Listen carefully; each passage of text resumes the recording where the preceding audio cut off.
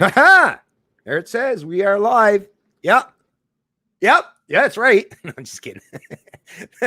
Anyway, so like I say, we're probably going to have to wait a little bit before people stroll in here, Matt, because this is actually the first time we're doing this live stream, this podcast, this father and son duo, the Liberty Hunters podcast, on this particular YouTube channel. The first 6 that we did was obviously uploaded to my Canadian Libertarian channel. But this one, like I say, we're doing this is going to be separate. We're going to keep this separate from the Canadian Libertarian YouTube channel and do this on this channel specific. And hopefully we'll grow a substantial large audience in due time, because this is something like, it's a new venture, a new endeavor for me and my son to actively participate in. And like I say, I'm really excited to do this because, as you folks who have watched some of our past podcasts in the past have probably noticed, is we're father and son, but we definitely have our own individual minds. And Matt brings a lot to the table that maybe I might not necessarily bring. And it's good to build on each other's knowledge and push back against each other, even if we have some semblance of disagreement, because that is really, if you think about it, this is what leading by example is when you have people that's willing to sit down and actively engage and have conversations or discussions, regarding some very important topics. And because, like I say, you're never going to, no matter who it is, your family, your friends, your coworkers, whoever it is, you're going to find some area where you may even disagree. But that's fine. That's just normal. That's what it is. We're not NPCs. We're not going to experience everything in life the same and have the same preferences, ideas, or opinions on everything. But how do you deal with that situation? Whether it's in your household or whether you're talking about society at large, how do you deal with situations? Well, you have to sit down and discuss them and find out. That's actually how you weed out bad ideas, is discussing ideas in general. And then it's usually not too difficult to figure out what the good ideas and separate the good ones from the bad by having these kinds of discussions. And me and Matt have had many of these discussions, not just personally in our personal lives, but on our podcast series so far. And that's what we're going to continue in this podcast today. But anyways, Matt, if you want, just go ahead and maybe do another little introduction for yourself, and kind of, if you probably already noticed, I'm just going to mention first, I guess, so Western Decay, Lost Freedoms, and Compulsory Conformity are the 3 topics we're going to cover today. And we might even go somewhere else, wherever the conversation leads us, more or less. You still there, Matt? We're experiencing technical difficulties already. Well, that's all right then. I guess we'll just have to see what's going on here. Matt's frozen in time. Well, at least you'll never age. He's frozen in time.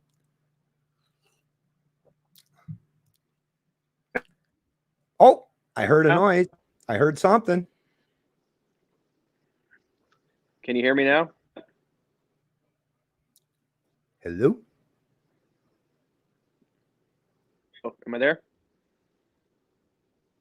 Oh, I heard, am I there? Hey, am I there? I got visual. I got visual and audio on my end. I hear you cut in out on your audio from time to time, but your video has been basically like frozen. Like I say, you're frozen in time. Okay. Wonder what's going on. Don't you have good internet connection where you're still at? Nothing yet.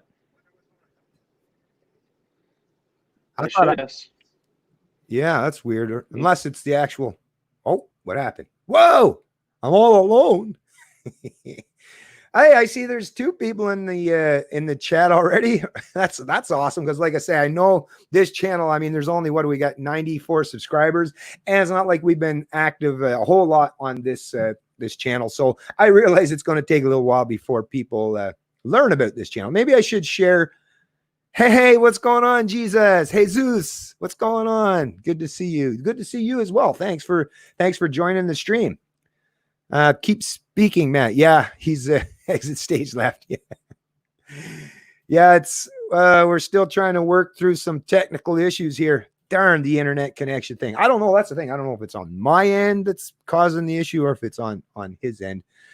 But we're going to try to get this worked out. Boy, do I got lots of goodies. Lots of great stuff. Well, not necessarily good, but some very interesting stuff to cover at the very least. Oh, here we go. There he is. He's back again. He's back by popular demand. We got Jesus Gonzalez is already in the chat there, Matt. So we got a couple people here so far. Anyways, All right, am I back now? yep. I can hear you and I can see you. So that's always a good thing. All right, perfect. I just went straight to data. Internet can be unreliable, so You switched to data? yeah. That's going to be kind of expensive, don't you think there, Matt? No, I have an unlimited data plan, so we're good. Oh, you do? Oh, okay. Well, because if that was me here, I don't know if I was telling you actually, Jesus Gonzalez. Oh, you can see the chat. Can you see the chat, Matt? No, you can't, right? No, I because can't see the chat. Oh, well, do you know if you go to our channel and open it up on your end? Although if you do that, it'll it's up to you whether you want to do it. But if you go to Liberty Hunter Podcast YouTube channel and just open it up, you'll see it now and you'll be able to read the chat as well. But it'll also take a little bit more from because you're using more broadband. It's like having two videos playing at once. Right? So it's up to you, or I can just read the comments, whatever. Yeah, you can just do the comments on your end. I'll just follow along. Okay, cool. And by the way, Matt, I should have mentioned this before we went live. If you yourself want to share anything, can you see somewhere on your screen where you can share? It should say share screen. So if there's an article or anything that you want to cover, that you can do that. Oh, never mind. I forgot you're on your phone. Sorry, I completely forgot once again that you're on your phone. But yeah, if you're on like a laptop or a desktop, you can do all these things. But yeah, Jesus Gonzalez says, welcome back, Matt. So like I say, the first thing what I'll do, actually, did you want to take a couple minutes just to say a few things and then I'll kind of get back to what I was going to talk about initially, or? Yeah, no, I didn't do any preparation today. I'm kind of just going to let you do your thing and I'm going to give my input. I've been kind of going down the rabbit hole and researching things pretty heavily over the last couple of days. So my mind's kind of been out of the loop of the mainstream stories that are going on right now, I guess. So that's why I'm going to let you take the lead on this one and I'll provide insight where I can. Awesome. Okay, Matt. Okay, so the first thing that I wanted to cover, because I thought this was extremely, well, like I say, at least, but then I always think, but who's listening? Because as a Canadian, I realize, well, as a truck driver, how I get into listening to CBC radio is basically if you're doing any of the Atlantic provinces or if you're traveling through Quebec, that's another thing. Very, very, very limited resources if you want to keep yourself entertained while you're driving down the road on those long stretches, right? So CBC radio is one of those things because it is coast to coast and it's Canada's national broadcast. You can get CBC radio everywhere you go. So it was one of those things that I would tune in. And one thing I noticed that CBC radio, in contrast to like CBC News, the 24-hour news network, or even CBC News that you see online, is the radio program. That's where you get some actually pretty decent programs like Ideas, Michael Enright, and what's the other guy that puts on? They have a program. It's usually on the weekend, I believe, called Ideas, and they literally discuss ideas. Now, a lot of it is Marxism, a lot of promotion, a lot of advocacy for Marxism, but at least they're talking about really important, in-depth topics and discussions and subject matter. So I have always been kind of partial to listen to CBC radio, and I still do to this day because, like I say, not that I agree with everything, but I like to know. It's the inner workings. It's the inner mind. You're thinking, this is what the editors, these are the people in charge of CBC. This is the kind of programming that they want to put because they have choices of what they're going to cover, based on current news or events and the kind of information that they want the Canadian consumer of their content to hear and see. Well, here in particular on CBC radio. Now this program, let me just double check. Yeah, it's called Cost of Living. So like I say, CBC radio, and the headline for this one, actually, let me share it right on the screen here. So the folks can see here. Yeah, let me see how this is going to do with me and you both on it though. Okay. It puts us both down on the side. Okay, so that's perfect. So this is the radio program here. And as you can see, the headline is, where is the money for COVID-19 financial relief coming from? And how does Canada pay for it all? And when I seen that, I was like, that definitely piqued my interest because that's obviously something that I've been not just concerned about, but yeah, as we all know, and I mean, Trudeau, actually, before I even get into this, I'm sure you folks have all heard Trudeau stepped out and literally said before the media of actual adults that the federal government took on these debt obligations so that Canadians don't have to. Really? Hey, would somebody get Trudeau a book? something to explain to the guy how governments are funded? Because apparently, through the entire course of his adult life, somebody has forgotten to tell him that it's taxpayers forced, mind you, it's not like we're given the choice. We're forced to pay for everything government does through taxation, right? Through that forced wealth and income redistribution model. But Trudeau, to step up and say publicly before, like I say, a bunch of adults, that the federal government stepped up to pay for this mess so that the Canadian taxpayer gets or so that Canadians don't have to. It's like, really? So really what that means is, oh, we're gonna well, actually, I won't even, most of you folks have probably heard how I would respond to it, but listen to this, like I said, listen to this CBC program, and you'll hear what the actual truth of the matter is. And I couldn't believe, like I say, I almost fell out of my chair when I heard them saying this. Let me turn this on here. Okay. Our producer, Tracy Johnson, waded into the deficit waters for ONS. She's here now. So, Tracy, what are the most recent federal spending numbers? So the number that everybody is talking about, Paul, is $250 billion. And that is the size of the deficit that we are running this year. And it's part. Just want to make sure, Matt, can you hear that very well? Oh, I can hear the propaganda very well. Okay, good. Glad to hear. Because of all of the spending, like on CERB or wage subsidies. And it's partly because people are not working. They're not making as much money. They're not paying as much in taxes, nor are corporations. So the hit is going to be very substantial. And that's just the federal government. There is also billions being spent by provincial governments. So we are talking a very large amount of money. And the first thing that comes to mind for me, or close to it, is thank goodness for low interest rates. But even still, rates being as low as they are, we're still piling up this debt. And at some point, that would seem to matter. Should we be more worried? You know, I think that there are definitely people who are worried and those who are less worried.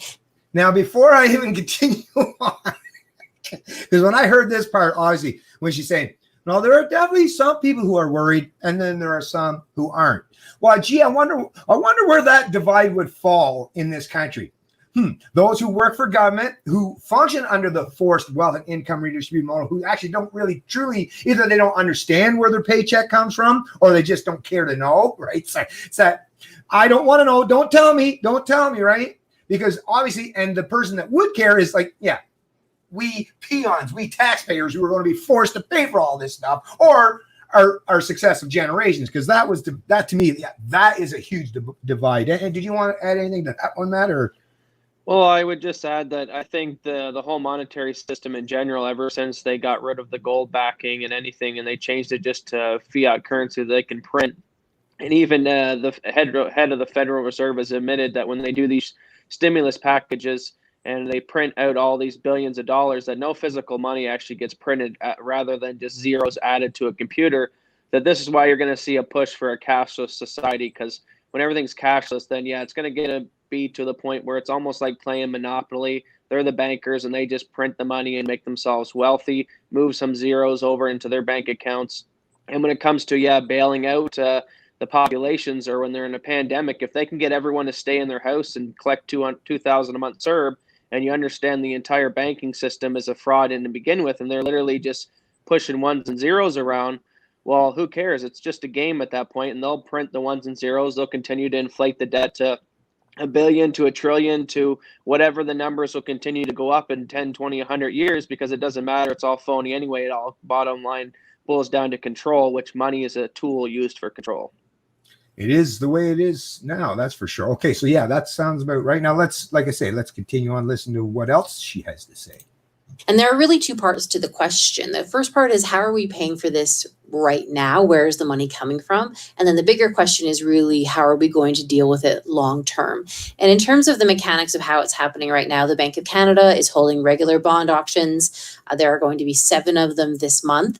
And at those auctions, it's raising billions of dollars, selling bonds to mutual funds, to pension funds here and in other countries. Lots of foreign investment in Canadian bonds right now. Now, first of all, let me just say, for those who are watching the stream already, in case you're not familiar with what, because a lot of people, we've heard about bonds, but basically what a bond is that's a government issue. And just like if you had, back in the day, if you were a farmer 100 years ago and you wanted to go to the bank and borrow some money, against your farm, but you didn't have anything really in terms of cash stashed under your mattress or big bars of gold somewhere, right? Well, you would say, listen, if I put up the collateral, I've got 10 milking cows, I've got a bull, I've got 50 chickens, blah blah blah. If I put up my animals on my farm as collateral, would you lend me money? Because worst case scenario, well, you'll just be able to take control over the animals, and they are worth something because they're productive. So that's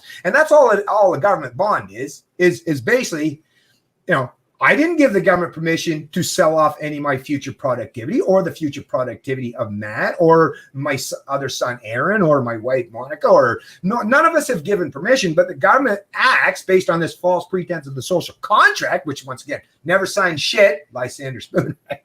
That they could just print up these issuance and borrow against my future productivity. So it's almost like a modern form of slavery or indentured servitude. That's what a bond is. So people are buying their bonds, and there's people probably in your family that do so. Well, you might want to, if you can't argue common sense in them, well, maybe you can guilt them in by pointing some of these realities out to them, because at the very least, make them feel a little bit uncomfortable. But in addition to the fact that, these governments or central banks are trying to print their way, basically get people to buy up the debts for later to pay back later. Like I say, these are sureties or securities. Listen to what else is taking place. And like I say, I'm surprised that they admitted in this goddamn thing, but yep, it did. Listen to this, folks. Now, and then the money that's being raised at these auctions, it's essentially what is going to serve payments into the other spending that government is doing. But it's just not outside investors who are buying these bonds. The Bank of Canada itself also buying bonds, correct? It is. It's really interesting what the Bank of Canada is doing. It is itself buying 40% of the bonds that the federal government is issuing, also buying some provincial and even corporate bonds. And the Bank of Canada is owned by the government of Canada, of course. So essentially, we have the government lending money to itself. And the way it does that is it is creating the money, essentially, not with a printing press, but by hitting keys on a keyboard and poosh, magic. There's more money in Canada's economy. So it's magic. It's magic, folks. And like I say, you heard them admit it right there. And I mean, the fact that the central bank is buying 40%. So yeah. So they're printing up these false securities, and they're the ones that are investing. The government, and I'm so happy that she admitted that the Bank of Canada is owned by the government. And of course it is. It's called the Bank of Canada Act. For fuck's sakes. But I hear people all the time, especially right winger these days. Oh no, Canada's bank it's private. Oh really? Just like when people talk about the U.S. Federal Reserve. Oh no, that's a private institution, right? Right? No. U.S. created the bank, the Federal Reserve. It's called the Federal Reserve Act. It's an act of legislation, hence the term act. So when people pretend that these central banks are private institutions, that it's an absolute farce. Just like a corporation. Now, businesses are private. Corporations are, once again, an act of legislation that created a legal fiction called a corporation that gets to subsidize and socialize their losses while actually making lots of economic gains for themselves. So it's a rigged system is what it is. And the fact that this lady basically admitted as such, I mean, that speaks volumes on its own, right? Yeah, they got to rub it in everyone's face and let them know now there's no point in hiding it once the debts are getting the levels that they are. And like you said, the biggest thing that she said, it's funny that, yeah, you have COVID, you have the economy that's shut down in Canada. So a lot of businesses and a lot of revenues not being generated to go back into the system. A lot of taxes aren't being collected. So in a time when they're crunched in their economy is the time when they choose to spend the wildest and the most. Of course, there's going to have massive consequences from doing that. Yeah, well, the other thing about this too is because I've made that's the thing. I've done multiple times in my past videos. I've got 1,200 videos on my Canadian Libertarian channel, and I've covered economics exhaustively to the point where it's like beating the old dead horse so bad. It's like I feel sorry for that horse, even though it's dead. I've beaten it severely. But you know what? In this stream, I'm going to bet anyone that forget about the economic lessons, right? No economic lessons are going to come from this. I would just suggest anyone, and please comment, whether it's in the chat or just comment subsequently in the comment section below in this video. if government or the central bank can just print money, or as they're saying nowadays, you don't even have to bring out the old print press. You don't even have to dust off the print press. Just type that into the computer screen, right? And you get the same way. So actually, you don't even have to worry about, paper or plastic money. You just print that stuff.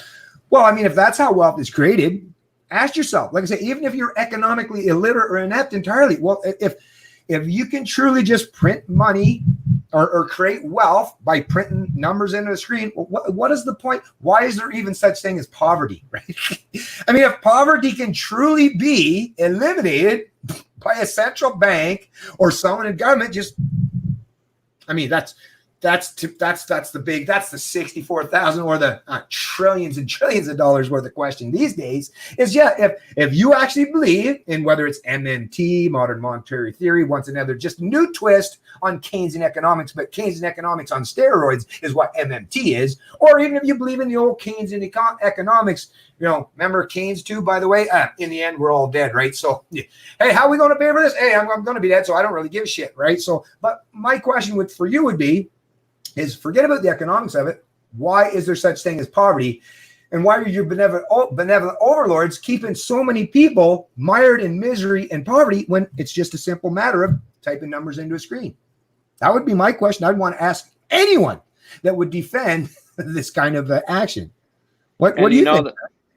Well, I think what you just said is what you're seeing on the fringe edges of the left movement, or more socialists or communists. They say, if we're playing in a rigged game, a rigged system where you can just print the money, then why don't you just print everyone CERB checks? Why don't you just print everyone universal basic income? This is where a lot of this thought pattern comes from. But, if the money in the whole game is just rigged and you can just print it, you're going to get rid of ambition. You're going to get rid of people wanting to excel in the marketplace. That's where you're going to start ruining capitalism.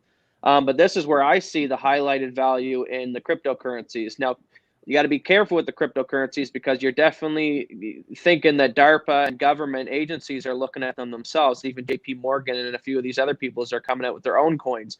So we see the future is definitely going to go into cryptocurrencies and into cashless societies. The public just needs to be educated on which cryptos are the open source ones, the free ones, the non-government ones, and the ones that are actual government coins. And there's going to be a battle and competition in how they advertise these coins and propaganda through CBC and all these ones that tell you guys choose the government's cryptocurrency coin rather than maybe Bitcoin or so, and the open source guys. But I think that's where the push is all moving to. COVID definitely pushed that agenda with, now they're saying it's dangerous to touch cash. Cash carries a bunch of germs. So, this is where it's going. And it makes sense because, we understand that the Federal Reserve and banks in general, they do fractional reserve banking. So if you go and deposit $10,000, they can then lend out in some cases 10 times that holding. So $100,000 when you only gave them 10. So there's physically not enough cash in circulation to give everyone the money that's owed to them. So they know they have to go to cashless. So then cashless also will avoid the bank runs. And when economies hit the fans and when people start revolting and maybe the pitchforks do start coming out and people start looking towards these bankers and these chairmen on the Federal Reserve to hold them accountable, they can just say, well, whoa, guys, 1 second. We got the magic keyboard right here. How much do you need? And we can make this all go away. Can we be friends? And, this is going to be their strategy they use for a long time. Yeah, well, I mean, but to me, that's the core, and that was the point of the question of the whole thing is, where is this money coming from? Is even if they do that, and the people, just like during the Keynes time and after the World Wars, is sure. I mean, yeah, let's just do what needs to be done, right? We got a lot of people who are unemployed. We need to fill up the coffers of a lot of households. Hey, the pitchforks are coming out. But what happened 100 years later? I mean, once again, you get that reprieve. There is a reprieve, and there was a reprieve. But historically, debt levels didn't get, like, we're experiencing in the modern world we're living today, debt levels are literally unprecedented to the point. And once again, the complete severance now, because historically, it was all but impossible for any central bank or any central government to just falsely stimulate the economy through this issuance of currencies. I mean, the Romans tried it, which was one of the contributing factors to the demise of the Roman Empire as well. Eventually, at some point in time, though, when you're talking about the current situation we are in, like I say, the bill has to be paid. Now, I even understand the utility aspect or argument for people is just like right now. I could convince myself right now, if I'm flat broke, hey, if I borrow against, like if I borrow against, Matt's future productivity, that will definitely bail me out. And I mean, I can make the argument, look, it saved me, right? The difference is, though, I'd have to hide Matt somewhere so that nobody could see that. But I've imposed massive economic costs on his future productivity to bail me out. Now, that may work, and that utility aspect may work, but haven't I automatically, by doing so and seeing how that you can do that and get away with it, and now we have the ability for not just one person and not just a few people, but basically everyone to do it. To me, doesn't that kind of incentivize massive intergenerational theft? Because everyone's going to want to be able to make the argument that, hey, it saved me, it saved my family. What, you want my family to starve? Right? I mean, I can make that plea all day long that, yeah, of course you should bail me out. You should prop me up. Somebody should give me some money because I'm going through really serious, and I actually am, right? The difference is, though, I actually see what's on the other side of those promissory notes or that government largesse, and it is the economic enslavement of either me some point in time in the future or ultimately my kids or grandkids. Because once again, I've never seen the government yet, not for my parents' generation or not for their parents' generation, ever like say, okay, you pay your way and then the next generation, they start over. No, it's just the debts just keep piling and piling on. Every generation that goes by is just piling on more and more debt, which means at some point in time, some generation, like I say, the bill is going to have to be paid at some point in time. It's just what generation or some abstract concept in the future, who's going to pay the price ultimately. And like I say, it's much easier to make that argument, well, let someone else in the future pay the price rather than me now. But that kind of incentive structure is why we live in this current world today, where people want to live off of everyone else. And that to me, it's the incentive, I think, is the biggest, most important thing, which is why I am against any of this, not just CERB. And I mean, Monica, well, your mother, she never took any CERB. She never, actively tried to make a claim that it's too unsafe to perform my duties. And she was on the front line in the grocery industry. But obviously, we want to make sure we're going to do the right thing, not just for us in today, but us tomorrow, us next week, us next year, and us for the rest of our life, and for you kids and potentially our grandkids. So that is something that I think most people need to think about today, is not the fact of, can you make it work by printing money, typing money or numbers on a screen? Can you make that work to paint over the mistakes of the past? Sure, it can be done in this weird center plan fiat type system that we function under. But once again, the bill is going to be paid at some point in time. It's just who's going to be the one to be forced to pay for it. Yeah, I think expanding out on that, I think what the government's very good at doing is, what I like to use the term sensory overload. And if you've realized that, news in the 70s and 80s, you got your typical stuff through the newspaper, radios, and televisions. But the common complaint that I hear of a lot of people who are into news or politics, or even the cultural stream, is that everything happens so fast now, right? Every day there's even a bigger news story, and there's just so much to stay on top of, including, like you said, there's going into all the monetary things, the Federal Reserve and the fraud of the fiat currencies. There's all the issues to do with our civil liberties being violated. There's the pandemic. There's the Jeffrey Epstein stuff. So what the government is so good at doing, I see in this tactic happening out today, is just sensory overload. They load us with so many things in the news cycle. Like you said, something that would be a massive story, they might run in CBC in 3-4 minutes and then get on to the next massive story. And this is a way of desensitizing us to all these big issues. And I think that's what's kind of happening right now with the all activism in general, is people are kind of like a deer in the headlights. They're like, where do we start? Like, it's just a disaster. There's so many, and you got your niches, you got certain YouTube channels like Stefan Molyneux that focuses in on the philosophy. You got Peter Schiff that talks about the finances. You got the police brutality channels. But everyone's got their niches, and it's just all to try to get us to focus in on different things and overload our senses, that we need to get right back into the heart of the issue. I wish people would get back into the root of the problem. Even the far lefties can agree. The young Turks of the YouTubes can say, listen, the system's corrupt. There's too much money in politics. things aren't working. So can we all unite around the cause that current strategy is not working, government's not working? I'll even give the communists a little piece of land if they want to go have their little communist utopia. Just leave us freedom fighters alone. Let us have our opportunity to try a libertarian type society. Let us try cryptocurrencies in a way through private markets to fund our own governments. I think that's the solutions to everything. So, I always like to give solutions in videos because I see a lot of activism now today is covering the issue without any solutions. And I think the solutions is, I like the meme where it says, give California to the lefties, give Texas to the righties. I think that's what we need to do. We need to start moving into areas of our country that we're with like-minded people and living out our own way of life. Stop this mindset of saying we all got to dictate to how each other live. Even if the communists want to do their thing, hey, in a libertarian society, they get the right to do that. So, go let them have a CHOP, see how well CHOP worked out for them. You had murder and rape and all these things happening in CHOP, and it was a disaster. But you know what? Hey, if they want to do that, we don't need to be involved in that. Stay away from it. And then they start coming into libertarian land and bringing their communist values. Well, our country has our own rules and regulations, how we deal with those people. So I think that's the solution, is we need to start getting together with each other rather than doing all this remote activism everywhere, covering the issues, and physically get together and start a movement. Yeah. Well, to me, it's just a simple matter: is no forced association. No human being should be able to compel or force me to associate economically or socially with anyone. That's just that's one of the most basic fundamental human rights that anyone should not just acknowledge, but wish to for other people to acknowledge. Is you have no pretense of authority to force me to associate socially or economically with anyone.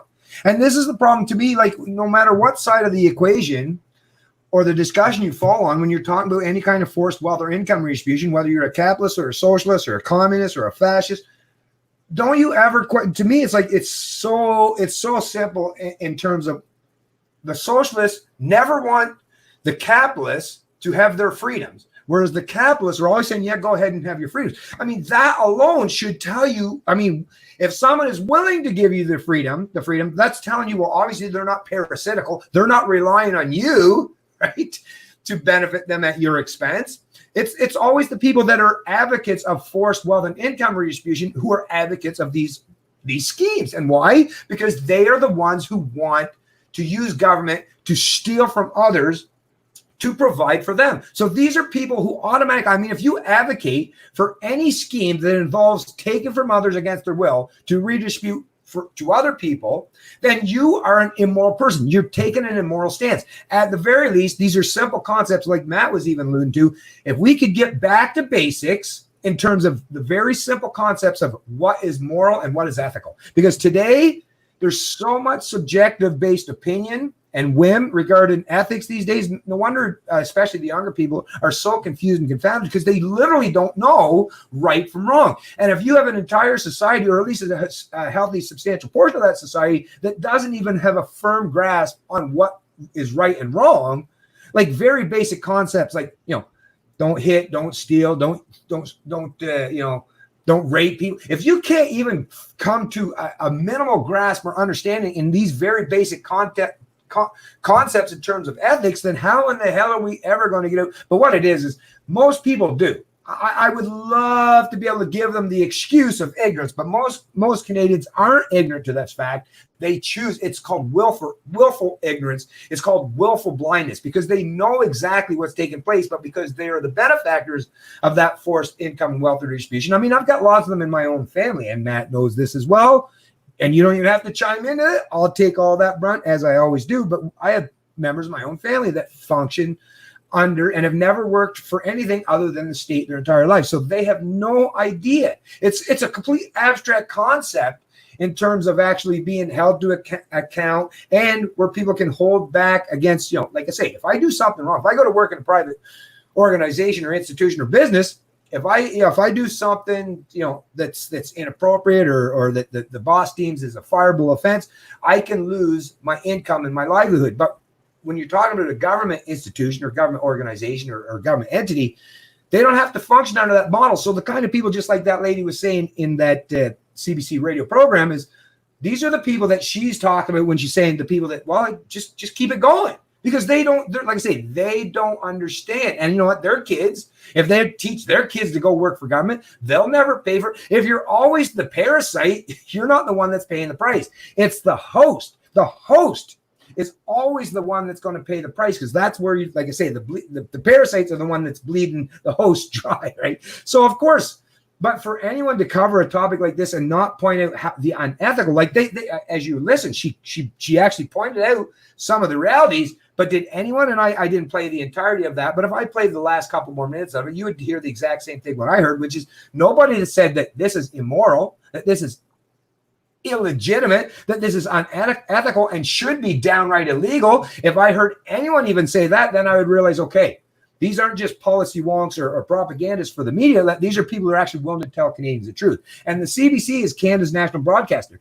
At the very least, the whole point of their position or to be journalists is to hold government to account, to properly educate and inform the population. That is the whole premise or pretense of why we have a national broadcaster or media organizations or journalists. It is to hold government to account and to push back against the political rhetoric they espouse. But what we have today are the politicians and the media pundits all singing the same tune. And why? I mean, you can't help but think that it has a lot to do with the fact that the media in this country, not just the CBC, but a substantial portion of even the media that's considered private, is funded and been bailed out by government largesse these days. So who in the hell is left to stand up for the taxpayer when, once again, most of these organizations, institutions, or entities are all in bed or being paid for or having their incomes provided by that forced government wealth and income redistribution? How do you get out from underneath that mess?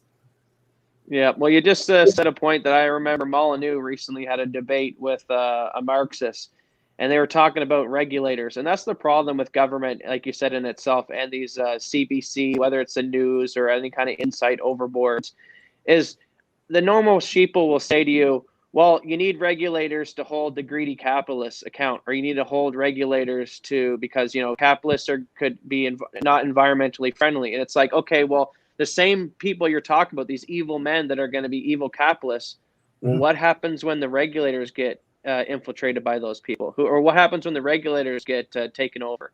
Although we need another board to look over those guys. We need another board to look. You're never going to fix the root of the problem that, people can be corrupted and money and influence and bribery and blackmail. A lot of these things can, pass certain rules and regulations to benefit the few and not the many. So you have to design a system to anticipate the fact that you will have people that will be infiltrating to try to take it over. That's why, the non-aggression principle and property rights and simplifying how we live our life can do a lot of these solutions. But getting back to the America seceding into little countries of its own. Now, I always found it beautiful, the whole concept of America, the fact that they said to the British, you're taxing us too much. Screw you. We don't need your government intervention. We're going to start our own thing over here in America. And that's how America was birthed, out of succession from the king, from tyranny. Well, I would love to see a Texas governor or someone in their own state of America make that argument that, hey, America was birthed out of secession from tyranny. We live in a current society where we see that we're not being represented, especially Texans could say, we're not being represented. Look how the federal government's spending the money and tending to the lefties, that we're not going to do this. We're going to succeed. And I think that is the true solution, whether it's on a mass scale the size of a state or on local levels with mayors, or you just getting together with your like-minded buddies and other podcasts and saying, hey, let's go find an area to live in. And those capable of doing so, do so. And those who are wealthy enough to do so and can help other people, I would imagine that there would be a decent amount of wealthy libertarians who wouldn't even mind paying for housing and moving costs to have other like-minded libertarians who would live around them and go to war and defend them with their rifles if needed be to protect their liberties. Those are the type of neighbors that I want myself surrounded with. And in studying government and in studying activism over the last, over a decade, I've seen that when there are unarmed protesters out protesting, the police come there, they pepper spray the shit out of you, they beat the hell out of you with batons, they arrest as many as they can, and they repeat said behavior. But anytime there's any kind of mass resistance, whether it was Ammon Bundy with the movement of the federal land, or in some cases these Black Panther movements, or even some of these rednecks, when they bring their guns out on the street, The police have a way different attitude. Why? Well, it's very common sense. Most men don't want to get in a shootout, especially if they don't agree that the shootout may be justified. A lot of these cops are willing to follow orders, but a lot of them are willing to put their lives on the line to follow these corrupt orders. And when push comes to shove, we see a lot of times governments back down. Same with Hong Kong. Hong Kong is going the way that they're going because they don't have the right to guns. They're out there stabbing cops, they're out there throwing rocks at them. But if all the Hong Kong people come out that said day with rifles, you would see all these laws starting to be backed down. This is why the Second Amendment, rifles, the right to own guns is very vital and important, and why you're going to see it coming under attack constantly. But this is how we change things. I've studied it. I've seen it. I've looked at the belly of the beast government. And when they're met with resistance, they make the smart strategic strategy to, hey, let's come back another day, or let's use the boiling frog syndrome. We're not ready to give them full tyranny yet.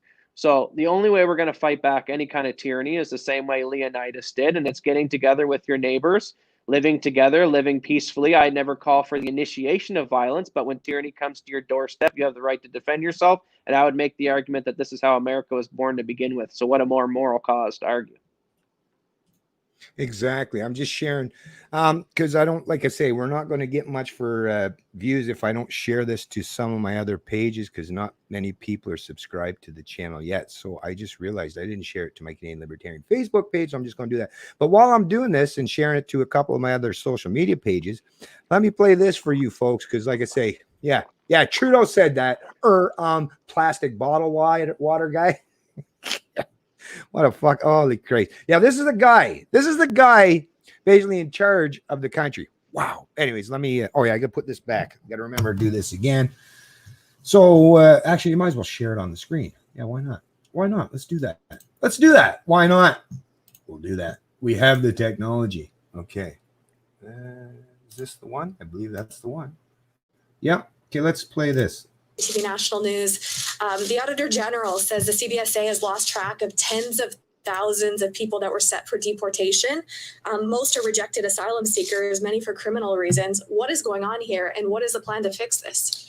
Canada has a strong immigration system, and we ensure that the rules are applied. I want to thank the Auditor General for highlighting challenges at the CBSA in ensuring that we're getting things exactly right. And we will work on the recommendations put forward. We will make sure that we're doing a better job of ensuring the integrity of our immigration system. We will be looking very closely and following the recommendations made by the Auditor General. No plan specifically. Prime Minister, my second question. In December, the finance minister said the estimated deficit would be $28 billion. We're looking, And what happened there? Oh, come on. What we're doing, it looks like 10 times that. Do you feel the spending has gotten out of control, or are you looking at extending emergency programs? We made a very specific and deliberate choice throughout this pandemic to help Canadians, to recognize that overnight people had lost their jobs, people had suddenly found themselves in a precarious situation and needed support.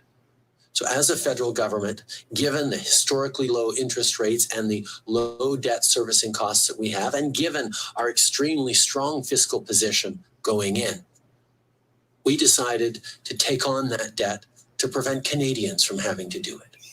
If the federal government hadn't taken on significant debt in order to send money to Canadians to support businesses and households, what would Canadians have done? They would have loaded up their credit cards. You mean they would have taken on the debt instead? Scrambled to try and find ways to pay their bills, pay their groceries, and figure out how to care for their loved ones. Anyways, there you have it, folks. I think what he meant is Canadians would have loaded up something. I don't think it would have been credit cards. When people can't eat and they're starving, people get desperate, and then people start looking to who did this to them and caused the problem in the first place. All the CERB, all the universal income, like I said, is just to put the sheeple at bay so that they won't come out and revolt on the street. That's all that is. Oh, yeah. Well, I mean, come on. To pretend that fucking Justin Trudeau cares more about you than you do.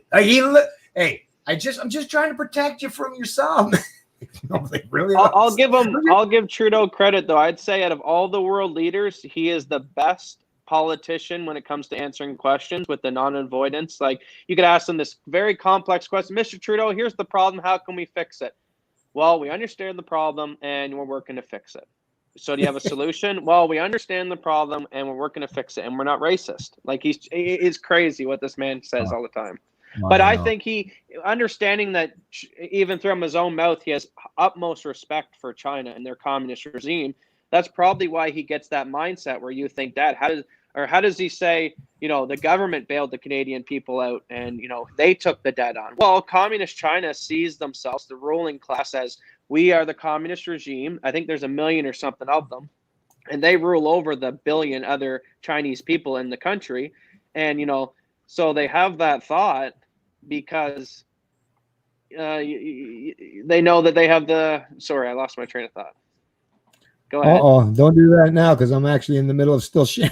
Actually, no, okay, that's fine though. Actually, because did you notice when they started that video, the first question that was posed to Trudeau, actually, because that was another thing I wanted to cover in this one. So I'm glad that actually brought that up. But if you think, yeah, you triggered it. Yeah, so, go ahead. Yeah, he sees himself as the Canadian government. There's a disconnect with the people, right? So he sees it as, we bailed you out. There's a disconnect. He considers himself the ruling class and is not a Canadian. And I mean, just people look into Pierre Trudeau, his father. Now that's what I've started doing. I've started looking at his father and where a lot of these ideas come from. And good Lord, it's no wonder why Trudeau's the way he is. I don't know how people just didn't do their research and look into how Pierre Trudeau talked and act back in the day.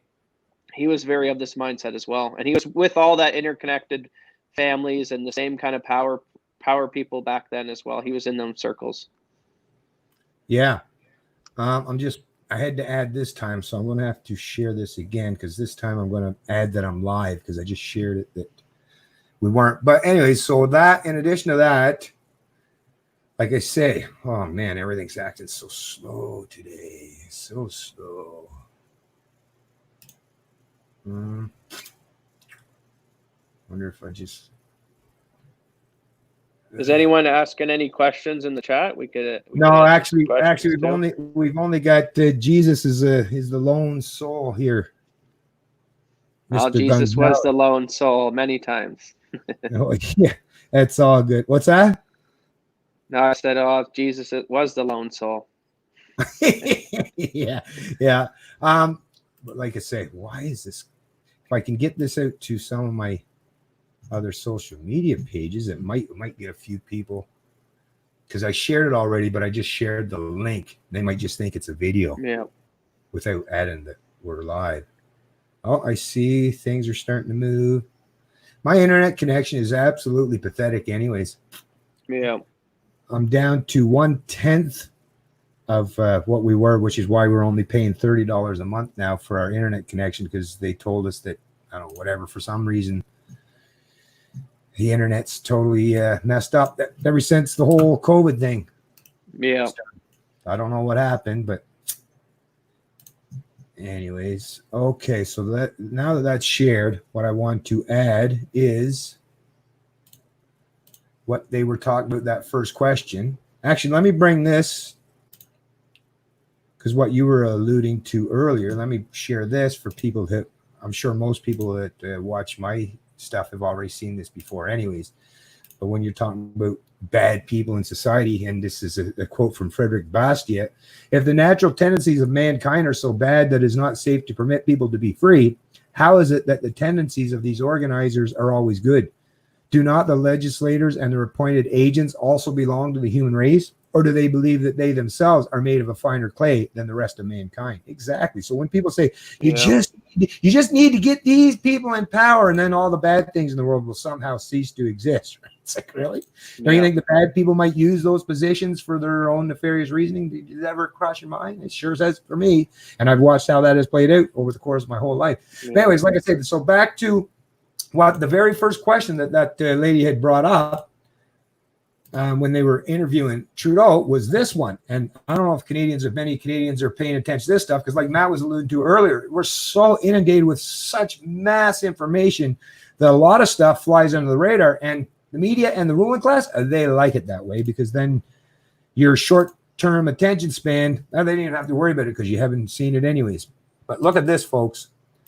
And like I say, I've covered this topic extensively as well. If you want to look through my Canadian Libertarian YouTube videos, just type in immigration, border, Roxham Road. Use those keywords, and like I say, you'll see a tremendous amount of videos pertaining to this particular story. But yeah, it hasn't ended, folks. Nothing has changed. As a matter of fact, it's only gotten worse when you're talking about the border issue in Canada.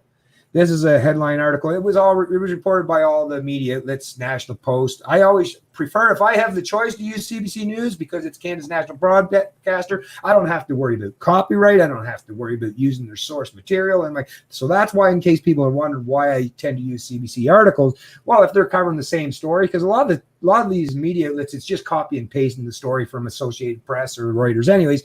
So, like I say, I'll use CBC because then I don't have to worry about a copyright claim or the fact that I used someone else's material or anything, because like I say, it's Canada's public broadcaster. But anyways, headline, and of course it's under the politics section. As per usual, CBSA did not know whereabouts of 34,000 foreign nationals slated for removal. And this is from the Attorney General report.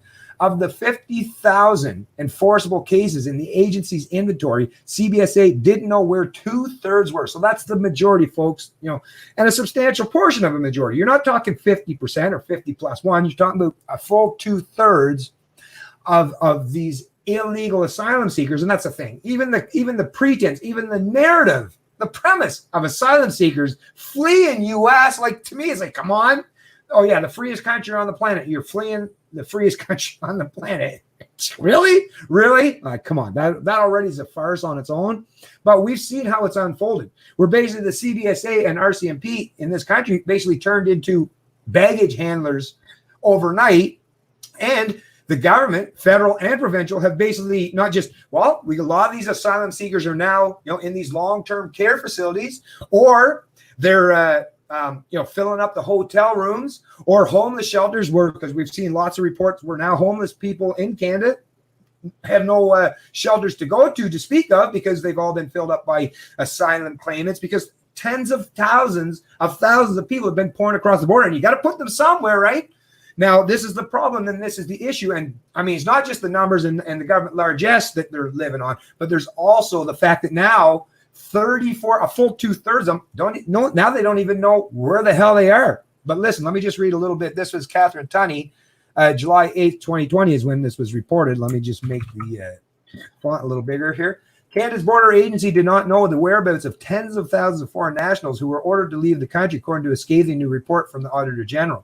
We conclude that the Canada Border Services Agency did not remove the majority of individuals who were subject to enforceable removal orders as soon as possible, protect the integrity of the immigration system, and maintain public safety, notes the audit released this morning. Auditor General Karen Hogan and her staff took a deep dive into whether the CBSA removed individuals legally ordered to leave the country as soon as possible, and whether it could coordinate information with the Immigration and Refugee Board of Canada, an independent tribunal, and the Department of Immigration, Refugees, and Citizenship Canada. So these are people that they've already gone through the process and were deemed uneligible and definitely illegal in this country. So they had to go. But what do you think happened when they come across the border? The government did, and these are for people that, once again, you have no real understanding of their history or the background, other than Canadians, where you have a lot of documented records and history that you can build and expand upon to give yourself some kind of idea who these people are. People flowing across the border illegally, you don't have that pretense. You don't have that kind of information. But what happened? Oh, yeah. Here, let me run you through a little bit of bureaucracy, a public works program, right? Making lots of work for these government workers or the CBSA or the RCMP, but it's like, okay, yeah, you go ahead and just promise to show back up in court at some point in time. Your next scheduled appointment is in 3 months. Just make sure you're going to be there, will you? And yeah, 2/3 of them's like, oh yeah, I'll be there. Not right. So yeah, this is what I mean. Like, Canadians, you can't be trusted with your freedoms or your liberties. You just cannot. Illegal asylum seekers pouring across the border to the tunes of tens of thousands. Oh yeah, we trust you wholeheartedly.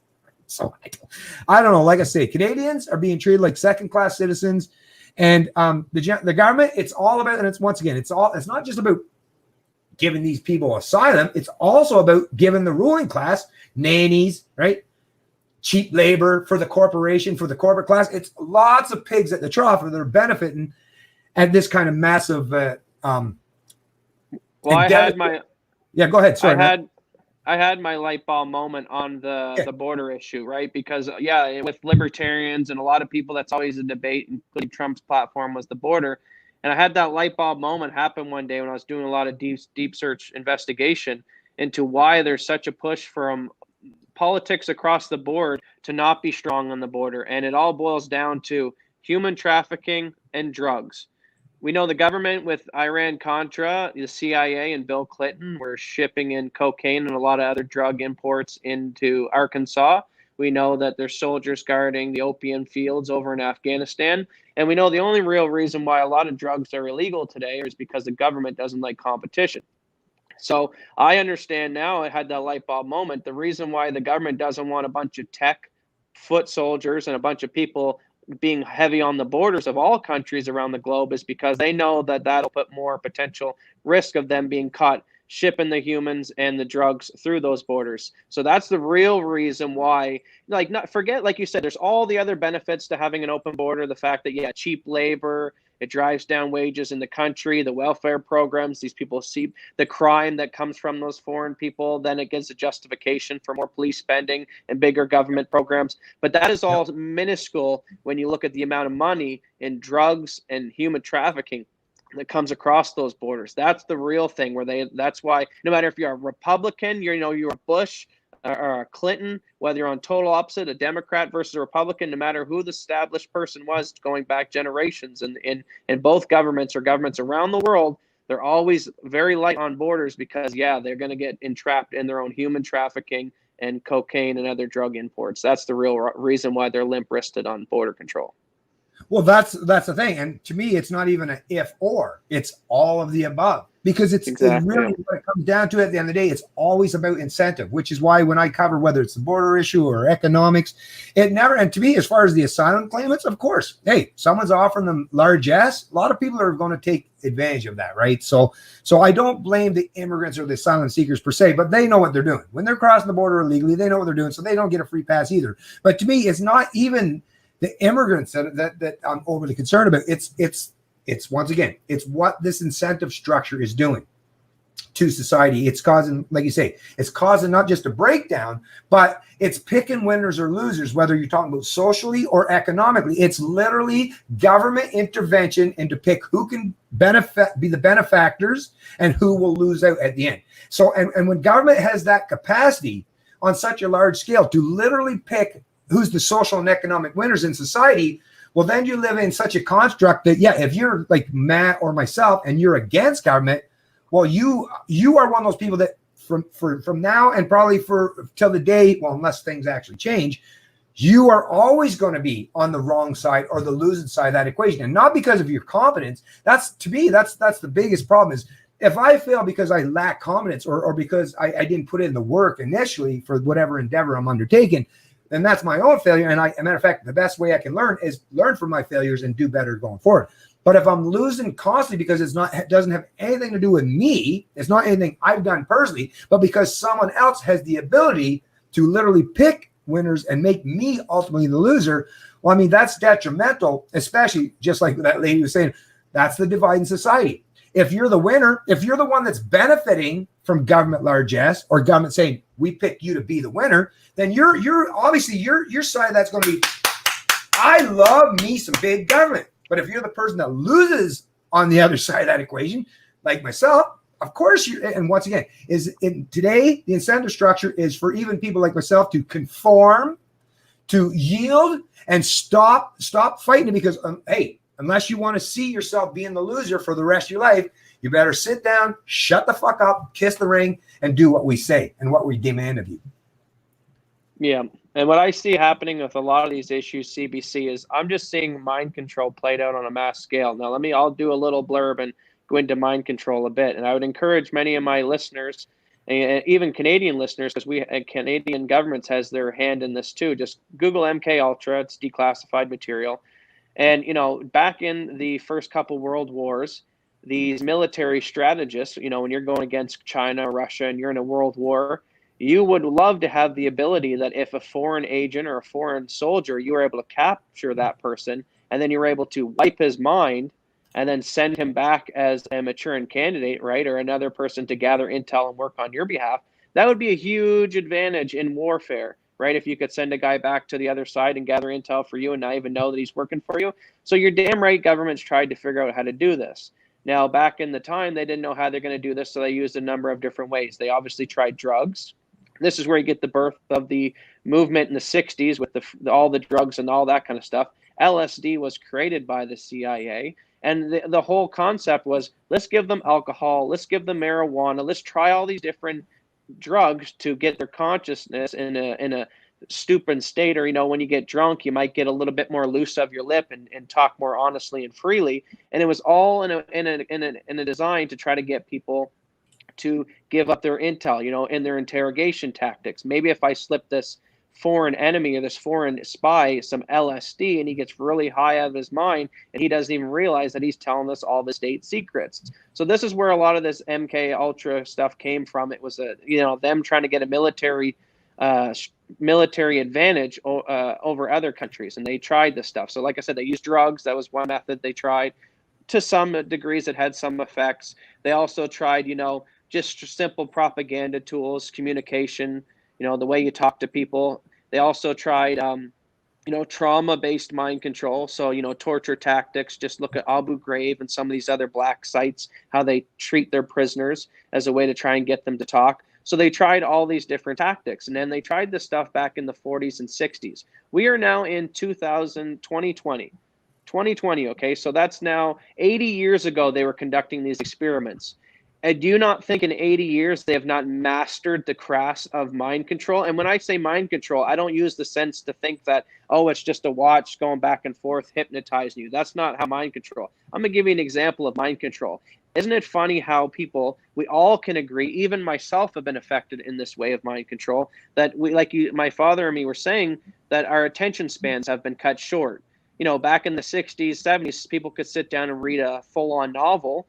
People could listen to a couple hours of radio. People would watch, movies that would be, an hour and a half to 2 hours long. And I have seen over the years, a lot of these tech groups, whether it's Twitter with its app, whether it's Instagram, whether it's TV shows that have been decreased only 30-minute shows rather than hour shows, everything gets shorter. The news cycle gets shorter with their stories. Your 15-minute or 15-second TikTok video, everything is designed to get your attention spans to be very small. We know this as well with YouTube videos and YouTube algorithms. My father will do this podcast and it'll be a couple hours long or an hour long, but we understand most people only come in and maybe watch a couple minutes of it. Unfortunately, I'm bad for this myself. I'll be maybe watching a big long documentary and then I'll see a 3-minute video pop up and I'll go quickly watch that. So this is a form of mind control. It's all getting us desensitized and getting us used to accepting government, accepting wearing masks, and it's worked to such a degree that Trudeau can literally get reelected and say these outlandish things, and most of the public will go along with it and agree with it. And that is being done by all these scientists, psychologists sitting around in these labs and figuring out how to control the masses. Now, we know they do this stuff with just basic things in the private market, such as video games and apps. You can hear Jack Dorsey and some of these video game engineers and developers saying that, when we sit around in the boardroom, we try to figure out how to get the highest dopamine hits every time you level up in a game or you watch a certain show. How can we elevate your dopamine levels? How can we make the experience enjoyable and more addicting to make you want to come back for more and more? And, these social media apps are very addicting. We all can admit this. We're seeing now 10 years out from this technology, the repercussions and damages from this technology and how addicting it can be to us as adults, and especially as a child. You hand a newborn baby or a small developing child's mind an iPad, and he almost seems hypnotized by it and can watch it all day and be entertained. This is forms of mind control, stuff that they have mastered out of the 40s and 60s. They've got it down to a T now in 2020, and it's being used on a mass scale. And this is why you see the mass delirium and the clown world that we live in today, where, your own neighbor would sell you out just as quick as your government. That's how successful they've been with the mind control. Yeah, no, you're right. I was just looking. I'm wondering why we've had one person And I think it's just Jesus Gonzalez, but it's weird. Not one other person has got a notification. That seems weird. But anyways, forget about that. Not even going to worry about that right now. But yeah, no, I'm with you, man. I'm with you. And that's the problem with the mind control thing is people are very susceptible to this like stuff. You hear people today talking about, religious people in the past. Oh, I don't know how they fell for that stuff in the past. Well, especially progressive people or atheists, right? Oh, we're so advanced and no, you're not in the slightest. As a matter of fact, I would talk to people who identify as progressive or atheists and say, I bet you're just as dogmatic in your beliefs as those religious fundamentalists were 100 years ago. And then when you test them with the old quest for freedom to tell them, like, government's not legitimate. Just like you say that God doesn't exist and God isn't real. Well, the premise, the concept that you have allowed people to jam in your brain that government is real and it's legitimate and you're supposed to have these rulers, like that's all built on mysticism too. And I can prove it in 4 simple questions. And once you ask them questions like, does not compute, you get that cognitive dissonance. People just get really, and I get it. It's hard having your entire world. That's the thing. People go their whole lives with a false world developed around them to the point where they believe it's reality. And the minute you've done that, like once you've destroyed that fictional construct that's been implanted in their brain for so long, yeah, that's rough. And I mean, even for myself, now, fortunately for me, because I was inundated with a lot of mystical concepts as a kid, and I had to break free from them through not through public education, I should say. Well, somewhat, because even public education tries to steer you away towards, science and getting away from religion. And even some of your peers, they're like, no. So I had to pivot away from some of that mystical thinking, but all I realized as adults, like, no, they weren't taking me away from that. They were just taking me to a different deity. They weren't trying to teach me to think critically about anything, to be objective in my mindset or the constructs in my mind. No, it was just teaching me that we don't want you to believe in that religion. There's a whole new religion, but they've done a much better job at creating the religion of statism. Statists have done a much, much better job to maintain that structure because they have the capacity to start early when we're kids. Like unlike Sunday school or church, it's not mandated. So if you're not forcing your kids to go to church and your kids are like one of those, really rambunctious ones that say, no, I'm not going, right? If they did that, well, you had no choice. But because school is mandated, well, all the kids. And all it takes is a couple generations of all the kids being inundated into this cult, into the faith of statism. And this is what the world you live in today, where you have all full-grown adults that still function with an adolescent mind, or even, I would even say, even prepubescent mind, a mind that doesn't even fully grasp what the actual real world that exists around them. They don't have a firm grasp or understanding what that even means. And that is the hardest part for me, is because no matter how, like, and I said this many times before, even with my grandmother, how many times have I tried to have the discussion with my grandmother and try to point out, the earth isn't really 6,000 years old, Grandma. But, someone in a religious institution, a figure of authority told her that was the case and backed it up with a reference from the Bible. So she's like, sorry, Bennett. Listen, I know you're my grandson. I know you love me. I know you have the best interest for me than any of these strangers. But listen, these are the authority, and you're not. You're not the authority on this information. The Bible and the preacher is. Well, today, like I say, the difference is it's called a politician and their interpretation of whether you call it the Constitution or the Charter of Rights it's the same thing. It's all the same concepts, but it's just done in a different manner. Rather than in the Bible by a preacher, it's done by politicians. And like I say, it's their form of the Constitution, or what they deem how governments exist. And of course, they're going to tell you, like, if you're the preacher at the pulpit, you're not going to be the one that's going to be willing to admit that God doesn't exist, right? Just like if you're a politician, you're never going to sit down and say, oh, by the way, my position, it's not legitimate at all. Matter of fact, I'm just basically a thief dressed in a $5,000 pin straight suit. They're not going to do that. It's not going to happen. But most of my Canadian peers, every time I try to tell them this and wake them up and educate and inform them, they're like, no, Bennett, that's the authority. And they're referencing the document, and you just, sorry, man, I just can't. And to me, it's like, okay, well, you'll learn at some point in time. Just like the religious ideologues, at some point in time, reality is going to come to truth. It's going to come to light. It's just, you want to accept it now or later. And are we not seeing a theme here? It's always later, right? It's the same Keynesian mindset. Don't tell me the truth now. I want to live in that delusion, right? And why? Because it's going to be really uncomfortable for me to not live in that delusion. Yeah, it might be uncomfortable, but the detriments for you staying contained within it is not just bad for you, but everyone else around you as well. That's my thing. But anyways, what do you think there, man? I got a couple other things that I wanted to cover as well here. So Yep. Yeah. I'll give me a second, but also before I start talking, put us both back up on the screen. I can only see yeah, myself. sorry. Oh yeah, shit. Yeah, I've been rambling on with you on there. Sorry, yeah, my bad. Okay. Oops. No, both there. There we go. There we go. Yeah, no, like you said, a good example of mind control, another form. I mean, look at just China itself. The number 2 superpower right now, who would love to get in the number 1 place.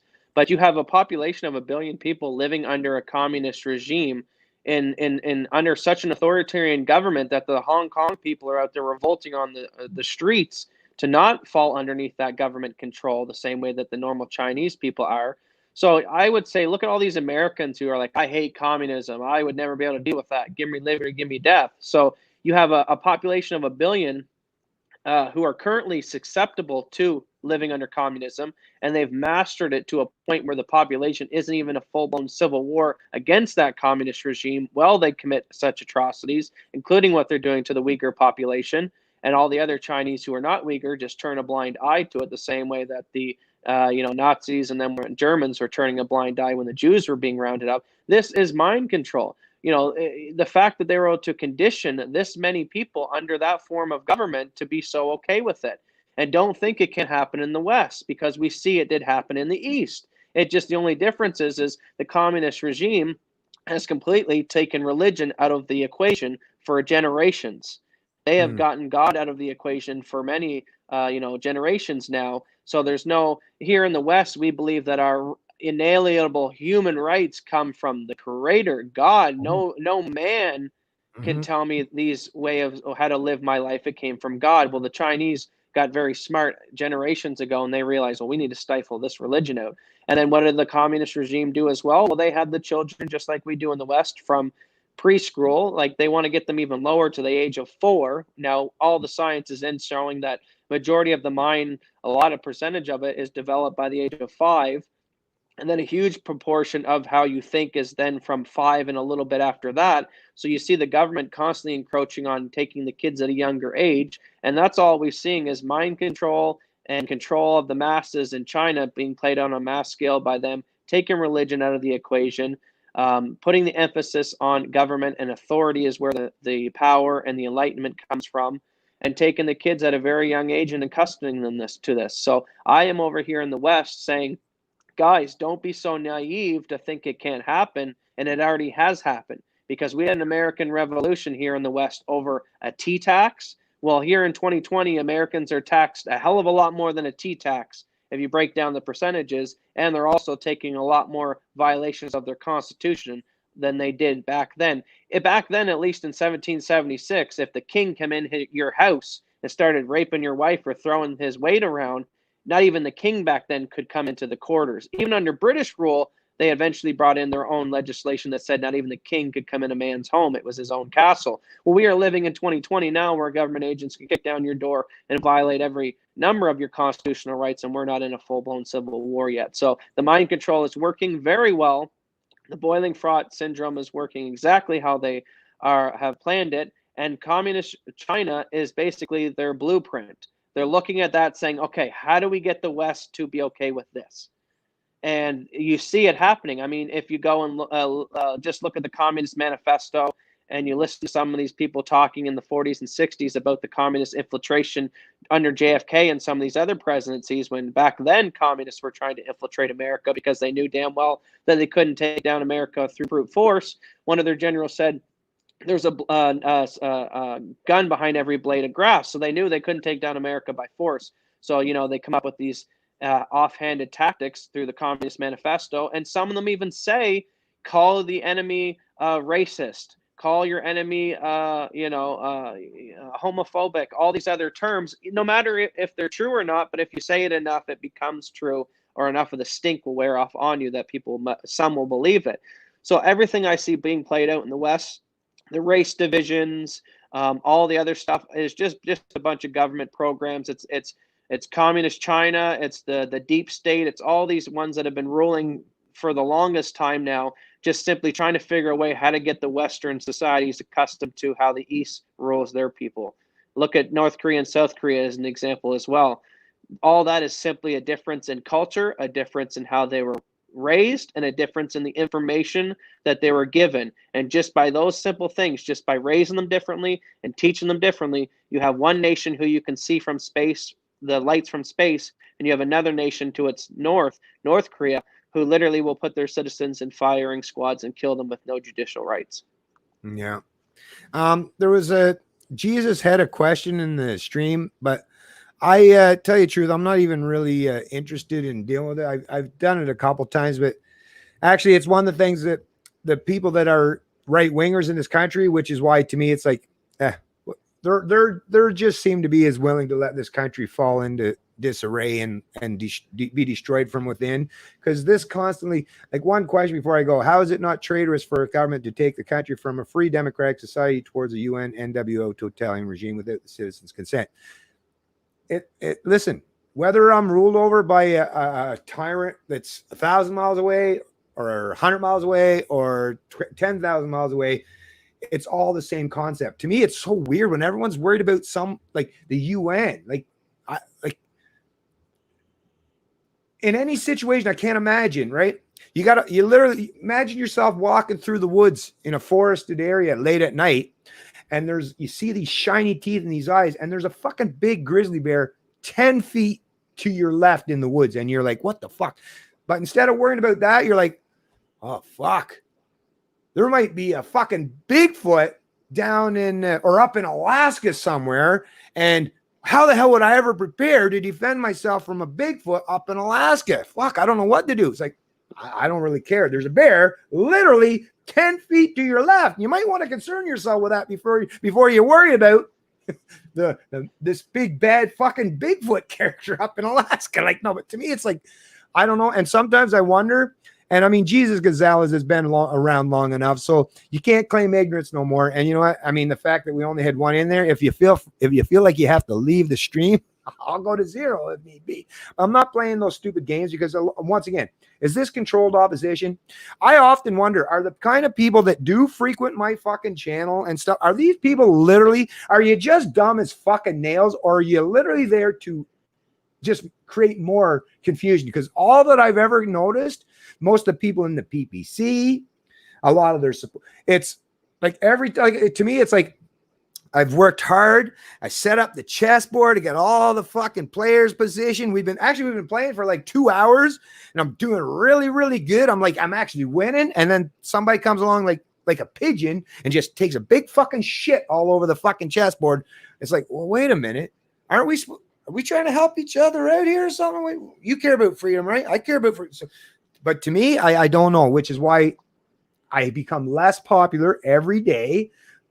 But if that's what my destiny is, to become less popular because I'm done of playing these kind of divisive politics or literally where you're just taking and focusing people's attention from the big issue at hand, well, I'll just do it myself. Well, and my son, like I say, I'm not going to worry about catering to people who seem to be preoccupied or concerned with divvying up the masses, because the right wing in Canada, it was a pretty good, like I say, the liberty movement is what ask every one of these right wingers how they even learned any of this.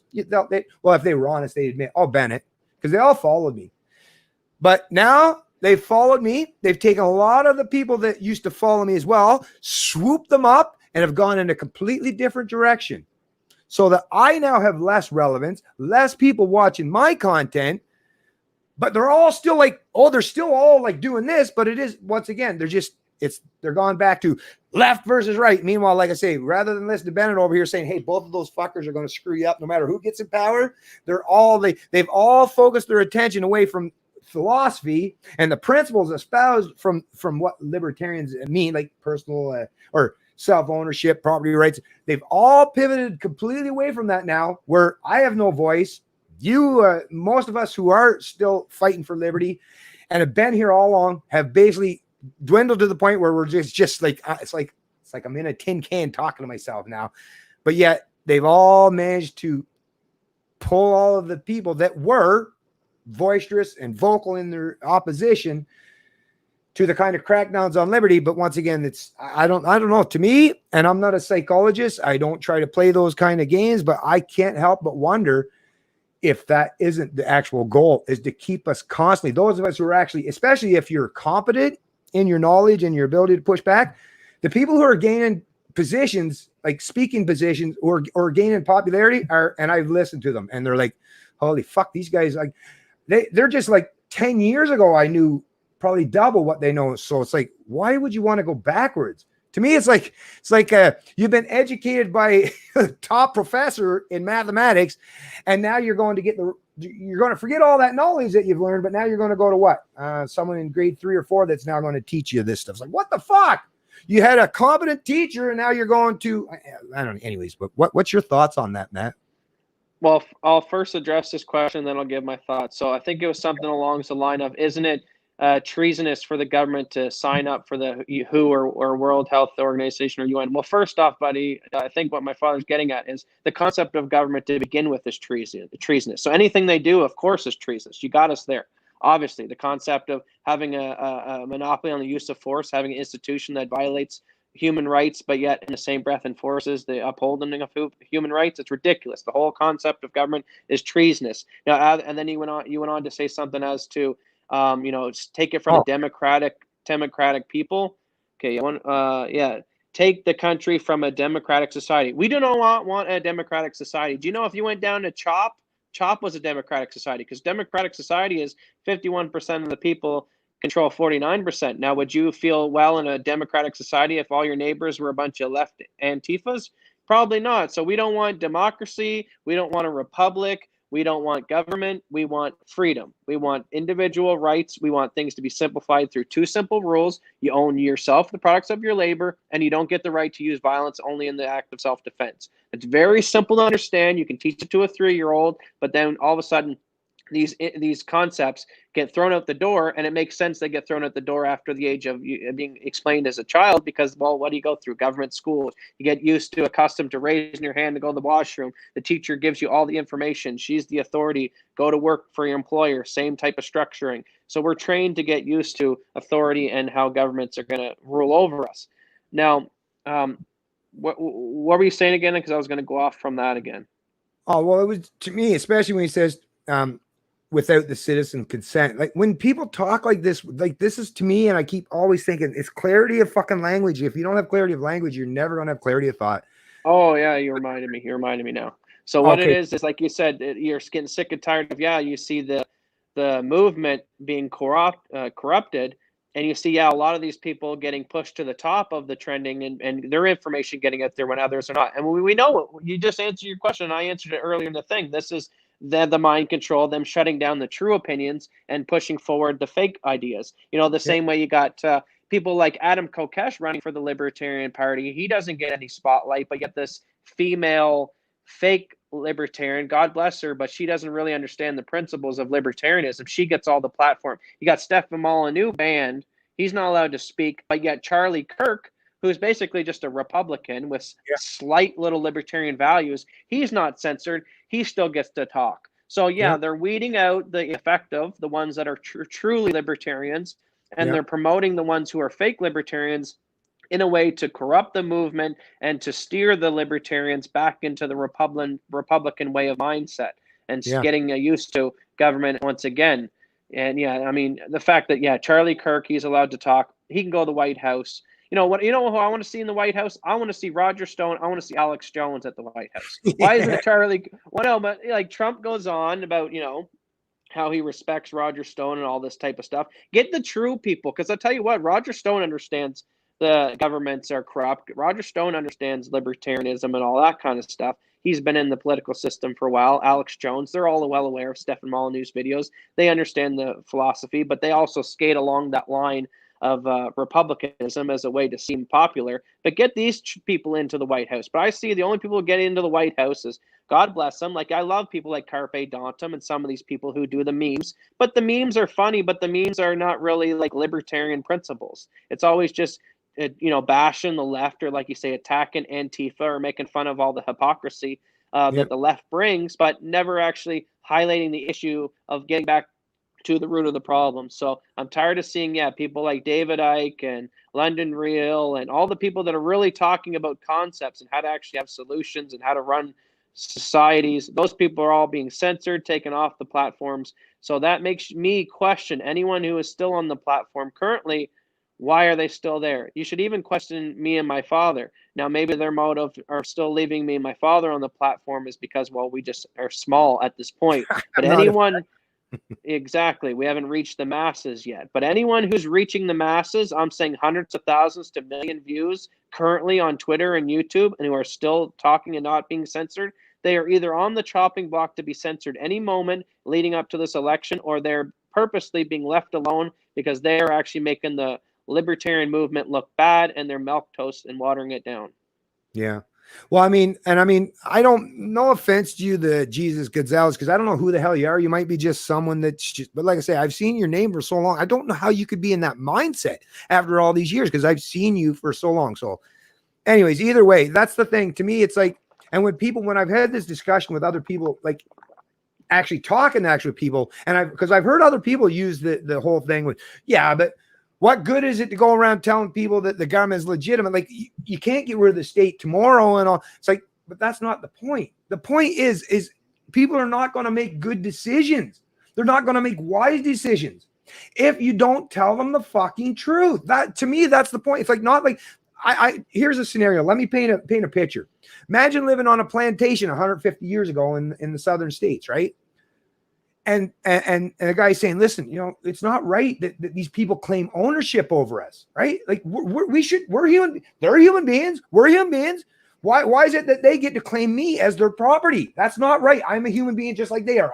How is that even right for this guy to be able to claim that if I run from the plantation and I don't want to stay on this plantation anymore, that they can send the police or the sheriff to come pick me up and bring me back because they, just like a dog or a cat, that they can claim ownership over me. I'm a human. Am I not sovereign? And am I not autonomous? What I get today by people that claim to be all about freedom and not being big fans of slavery themselves, what I'm hearing from most people these days that I actively engage with and are supposed to be people that understand that we're on a plantation is like, yeah, but listen, our master treats us pretty good. Like, now that master over there in Mr. Jones' plantation, now, oh fuck, you wouldn't want to be on that guy's plantation because, oh man, is he? Oh, he'll whip you 10 times a day.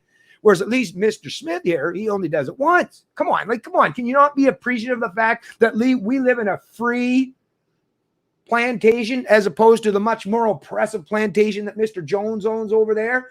Like, anyone sitting today, listen to that 150 years later, you'd be like, you'd laugh your fucking head off or stand there and with shock, your eyeballs all pop your head if you even heard one person say such ridiculous nonsense on a plantation, because you'd be like, no, the important thing here is for everybody to realize that human ownership, slavery, is not just, who cares if they deem it illegal or not, it's immoral, it's unjust, it's not something that anybody should accept or advocate for. That to me is really weird, because like I say, it's not like this is our first rodeo. Like I say, Jesus is not new to the conversation. How do you not grasp these concepts? Are you reverting back to a status mindset?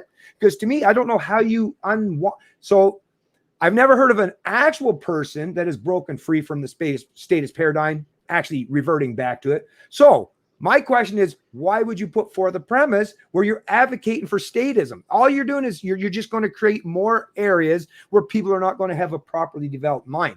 To me, the most important thing we can do, other than, because this is all we got left, educating and informing so that we can get enough of our population on board with saying, no, the line is here and you shall not cross. This is where freedom fucking stands, and you're not crossing. Now, if you want to talk about it, let's talk.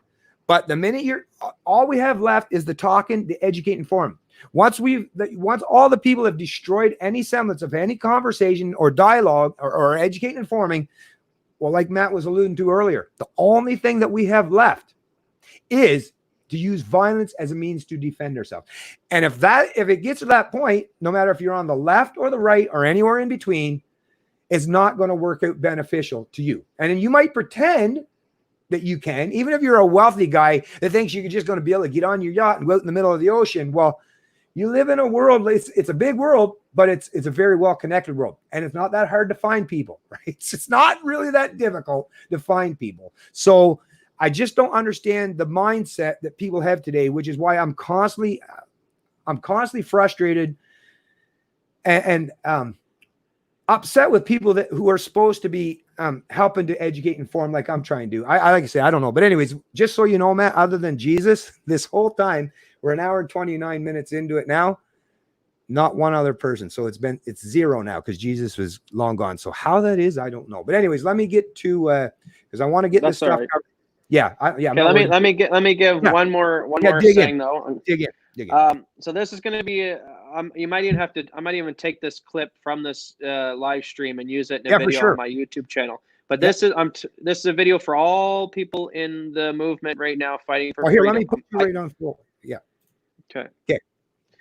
So I hear this common complaint all the time in the libertarian movement, or even in any activist movement, that the government's too big, it's too powerful, the state's not going away. So what do? Well, I'm going to give you an actual solution today in this video of how we can fix everything. So I don't want to hear that excuse anymore in anyone's mouth. There are actual things that we can do to achieve what we want to achieve. So CHOP was a prime example of how things can be done, organized, and places can be taken over in a sense. Now, how they did it was wrong, but here's how I would do it if I wanted to actually achieve what we want to achieve in this movement. Give me 1,000 men. Give me 1,000 families. You choose a part, whether it's Texas, you choose a state that has open carry laws, that have, strong gun rights and the right to stand your ground. You all move there, and whether it's a compound, a neighborhood, subdivision, a town, whatever the situation may be, but you go live there. 1,000 families all live together. You draw your line in the sand and say, listen, we're doing our own thing down here, kind of like what CHOP did. You let your mayor know, you let your local police know, you say, listen, we're not violent people, but we're going to start our own thing down here. We're going to function in the society. You try to help each other in the community. You try to maybe open up businesses. You try to do your best to pay with Bitcoin as a way to avoid giving any money to the state. And you have a community thing going on. Now, the minute the government tries to come in and mess with your way of life, you might have a Waco type scenario. But the difference is in Waco, they only had maybe 50 people on Waco's plantation. We need 1,000 men. We need the numbers, and we have the numbers now. I mean, just look at how many libertarians are around the country. If we could all choose a geographic area to go live in and make our stand there, that is how we're going to achieve what we need to achieve. First fold, by looking at how we're running our little CHOP type area, other areas are going to look and say, well, look, how their little experiment is doing a lot better. People are more happy down there. People are free. The crime rates aren't going through the roof like they would like to think you are. And we kind of want to do what they want to do. So maybe we'll attract other people to do what we're trying to do, or people that'll move down into that area.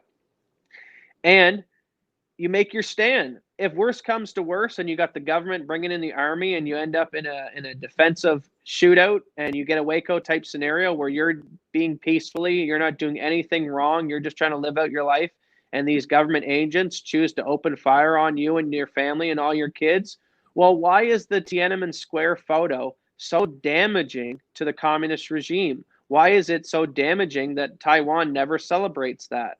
It's damaging because the imagery in government agents openly opening fire on peaceful people who only use their weapons in a way of defending themselves from that aggression, from that tyrannical government, looks very bad when you play it on the news. It's hard to spin the story to justify what was happening that day in Waco.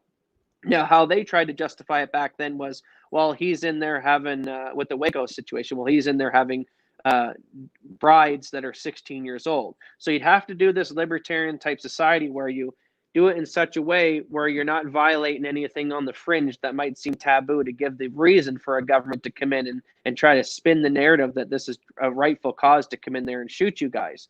But this is how you actually do it. Now, either two things would happen. One, you would make your stand there, the ATF, the DHS, all these agencies that might be coming in to shut down your little anarchist CHOP society that's a libertarian society. They'll either open fire and you guys will end up in a fire, and unfortunately maybe a lot of people get killed. It's the cost of freedom. A lot of people have done it throughout history. Leonidas and the American Revolution, all those founding fathers and all those beautiful people who put their life on the line for freedom. So now it's time to put up or shut up, libertarians. If you're really talking about defending your rights, let's see it. So two things would happen. You might get in a shootout. Now, I think that shootout would maybe start a wildfire around the country, and a lot of people then would revolt, and you'd actually maybe push the movement further down the road because people would see the true brute force of government, and government would bare its teeth in its natural form, and the population would see that.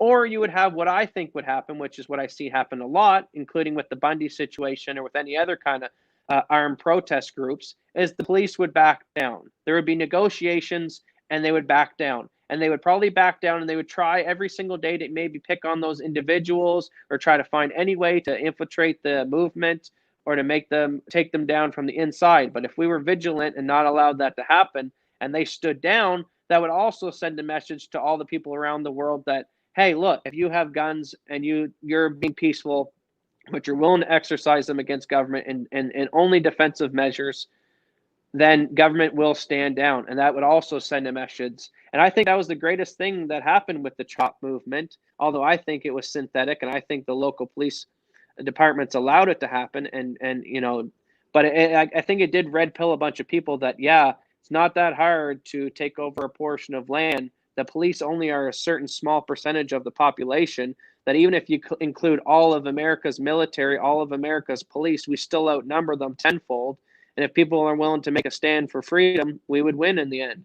But that's how we have actual solutions. We need libertarians to start living with each other. And what a more awesome thing to promote. I know I would love to live next door to a libertarian neighbor. I don't got to worry about him harassing me about doing anything like, you know, peaceful activity or calling the cops on me for being a little Karen next door because my music might be too loud. So, you know, why don't we start these libertarian communes and start living together? And that's how we're going to achieve what we need to achieve. Because what I see happening now, especially in the Hong Kong movement, is you got a lot of these heads, a lot of these commanders in the Hong Kong movement, a lot of these head speakers, maybe people like myself or my father or Stefan Molyneux's here in the West who are talking and promoting the ideas. And when we're all separated and we're not living in communities with each other, the government agents just come in and pick us off individual. And then they slowly take us out that way. But if we're living together and, you know, you see the government agents start rolling up on Stefan Molyneux's house and you're his next door neighbor and all the neighbors in the surrounding area are libertarians and we come running to the cause to defend him, that's how we achieve freedom. Yeah. Here, let me bring this back up. Those are all actually, oh wait, you gotta go this way. Those are all actually great points, Matt. The problem I always have, because obviously I run those scenarios even through my own mind internally and have my own monologue with myself there. Well, I guess it's with myself. Yeah, it is monologue because there ain't no one else talking. But anyways, it does, those are actually good ideas. The problem is, like I say, how do you incentivize that? Because you would actually have to have, so this is the problem. As with everything, when it comes to money, you need money to make money. That's just a reality. You can't, you know, people that, and the way the system has been set up, the people that have the money are the people that don't have our freedoms or liberties or the things that we care about most. They don't have those ideas in their mind, right? Those are the people that are benefiting from the current system, which is why they're fighting desperate to maintain the current structure, which is why the establishment is the establishment. They like things the way they are, so they don't want to change. Problem is every place in this country is basically controlled, owned, or ruled over by somewhere. So I don't even know, other than if you had someone that had a large parcel of land, like if you had let's say a farmer that owned a huge chunk of land that was willing to use their property for such a purpose, that I could see that could possibly work. And then, you know, basically subdivide it out, right, to people, just like you would do in any kind of situation. Maybe sell 5 acres of land for each lot or whatever, right? So that could be something that would be done, but I would imagine that there would be some barrier to doing that. Like even if you own your own property, like I own my property, but the government still has this pretense that they can control and dictate what I can even do on my own property, like what I can build on my property, how it can be built, right? There's so many regulations that control so many aspects of our social and economic life. I even wonder that even if we could find, you know, the people first of all, you'd have to find the person that was the farmer that was willing to do that, right? But then you'd have to find the people that'd be willing to back them up when you take that to court, because the government has set up so that, like I say, that's the problem with 100 years or 150 years in Canada of nonstop legislation, given status like a leg up in terms of using the legal or the justice system for their own favor. Is it's like everything is set up. The precedent is already there to basically quash everybody's freedoms and liberties, because the judges who will be the ones who will be interpreting the laws are the ones that are going to maintain, because they're the ones who benefit from the current structure, that's something that I always worry about. And even some like Trump, as much as he's a businessman and he knows how to, I don't care if you want to say he's a 4D chess guy, but he's obviously a wise businessman, right? At the very least, he's a wise businessman. But even he himself realizes, I would imagine at this point in time, that the deep state, the bureaucracy, it's so well entrenched that they can almost block him at every junction. And I mean, being the president of a republic, which gives you the ability to do a whole lot more than like a typical farmer in Canada would do, he's still seeing massive barrier and obstacles against anything that he's trying to undertake or endeavor. So I'm just really wondering, and once again, I'm not trying to do this as a squashing the idea, because I think it's a great idea, but how does that take place in the real world? That's the one thing that I keep worrying. And why every time I come up with ideas, and just like you, I've come up with my own ideas, and I've heard other people come out with amazing ideas too, like smart contracts. The ideas are all out there, but none of those ideas, like I say, what it is we're functioning now in an area, none of our ideas will ever be allowed to be implemented, because most of our peers are going to be, once again, beholden to the current establishment, because the current establishment has all the tools at their disposal to keep them and carry them in their favor, whether it's through government largesse, the CERB. Like Trudeau, it's hilarious. Since 2015, I've watched Trudeau's popularity constantly dwindle, even from his own base of Liberal supporters. And no doubt, I mean, listen to the fucking gaffes, the ethic investigations. He's already had two of them. There was the Aga Khan thing and the Jody Wilson-Raybould. And I watched his popularity dwindle to the point where it's like, well, come on, it's got to be just like that, and you can topple the guy over. All it took was just, once again, use the government largesse. Well, it cost a lot, $250 billion, but it's not coming out of his pocket, so who cares? And now Trudeau's popularity is now bounced back up to where lots of Canadians, well, if you believe the polls, not that I necessarily do, but lots of Canadians are like, yeah, I don't like the guy, but he's buttering my bread. So this is always, which is why appealing to people's, hopefully, what I always hope is because I, unlike I don't believe all people are bad, nor do I believe all people are good. I believe people are just good or bad based on their situation, circumstance. But I think most people would prefer if they can do good in life, because the thing about doing good in life is less chance that you're going to have to look over your shoulder. Not because I think people want to be benevolent towards others, but at the very least, if you do most things good, you're not having to worry about retaliation from people you've done bad to. So I think most people, no matter what mindset they currently have, would be more adoptive of a live, let live mentality, but they have to get these concepts understood properly. They have to understand what is government.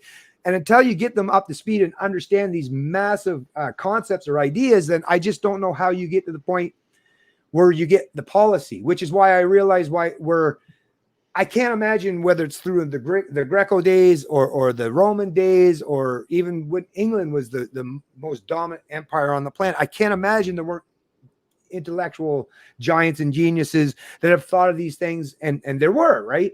But if I think about it, what always happened, what has always had to take place before any society or any structure has tried to reinvent itself in a way that's more conducive with liberty, always comes down to there has to be conflict. Or people have to literally reach rock bottom. Today, though, the government's preventing people from reaching that rock bottom, and there isn't any genuine conflict to speak of. There's people arguing online, lots of that, but until people feel that direct threat, and until they actually experience that imminent threat, or that they see that freight train barreling down at them, until they can see it, until the blinders have been pulled back and they can see that reality, that real world around them, I don't believe we have a chance. But starting small level, small scale, like you're saying, just even if you're just looking to buy a place, look to places where, it might be more conducive with the kind of people who would be more self-sufficient, more self-reliant, less reliant or beholden to big government. Because if they're reliant or beholden to big government, well, you're not going to make it well as a libertarian there. But yes, start locally. I think that's a great idea. And if people would do that and put that into practice in their own personal life, I think you could help create at least an underlying structure in society where it can start to take hold and to flourish. But I don't know. I don't see anyone out there. Go ahead. Well, now to address some of those concerns, and they're valid concerns. Yeah. What I see happening right now is you hear people like Joe Rogan, and you hear people that live in Texas that they see now an influx of people moving to Texas for this very reason, moving out of California and moving to Texas. So like you said, well, how are we going to afford to do what I just suggested as a solution? Obviously, a vast majority of the people who adhere to libertarian values or the principles that we profess maybe not be able to afford to make that move. So yeah, it's going to take the ambitious, it's going to take the wealthiest among the movement to start the process to move down there. Now, I would make the argument to the Stefan Molyneux and to all these people who maybe are sitting on a decent amount of money, maybe, they're planning for their futures with that, or, they're trying to set up their family tree. But I would make the argument to Stefan Molyneux and these people who do have the money to help other like-minded people move down to their communes, is that your money ain't going to matter if these communists get what they're trying to achieve. At the end of the day, it ain't going to matter how much money you got sitting in the bank if you got no freedom to enjoy that money with. So I see what's happening on a mass scale in Texas is kind of like what we could do on a smaller local level. So I would encourage, yes, the ones who financially can move. And I would make the argument that as many libertarians as they're out in the world, I could at least think that there must be at least 1,000 families who could financially move to Texas tonight if they wanted to. Now, you start with like you say, you start with those people. Now, as for enforcing your way of life, let's say you get a government agent who, comes and arrests Frank, your next door neighbor, because he built a shed without a permit. Now, it would require great resolve and courage, but that community then would have to then pick up arms, all of them do their best to go to the local police station and say, listen, release the guy. He did nothing wrong. He's adhered to our commune's principles, which is peace. You cannot make the argument that we were being violent in any manner because our principles is all about the non-aggression. So either you release him right now or we're coming in to get him. Now, that's a dangerous thought to think of. But you know what? This is how things work in the real world. If Leonidas, when he went out there and met with the Persian army, if he went out there by himself and it wasn't his countrymen who went and joined him to fight back said tyranny, they would have just threw an arrow into Leonidas. He would have fell as an individual and we would have moved on. And Persia would have rolled into Greece. The only reason Persia didn't roll into Greece is because the countrymen came to Leonidas' side in a rally for freedom. Now, this is how we got to achieve this. People got to be willing, and I see this happening. Sometimes you'll see a video where they'll be doing a wellness check on a guy with a gun, and the police will be coming to take his gun. He'll go live on Facebook, and you'll see a bunch of neighbors or a bunch of activists quickly show up on scene and say, no, you're not taking his gun. We got the cameras here, and we're watching this. And a lot of the cases, the agents actually back out. Now, I always looked and studied how the Nazis were able to handle the Jews in the way that they did. Well, what if all the Jews lived together in a local commune, and the day that the Nazis ran in with their trains to head off to the gulags, if the if the Jews were all in a commune and all living together, and they seen, oh my God, there goes my neighbor, he's being taken out by force. Oh, there goes another one. At least they would have been in a concentrated population to actually be actively resistant. But because they were so spread out through the cities, it was easier to take them down.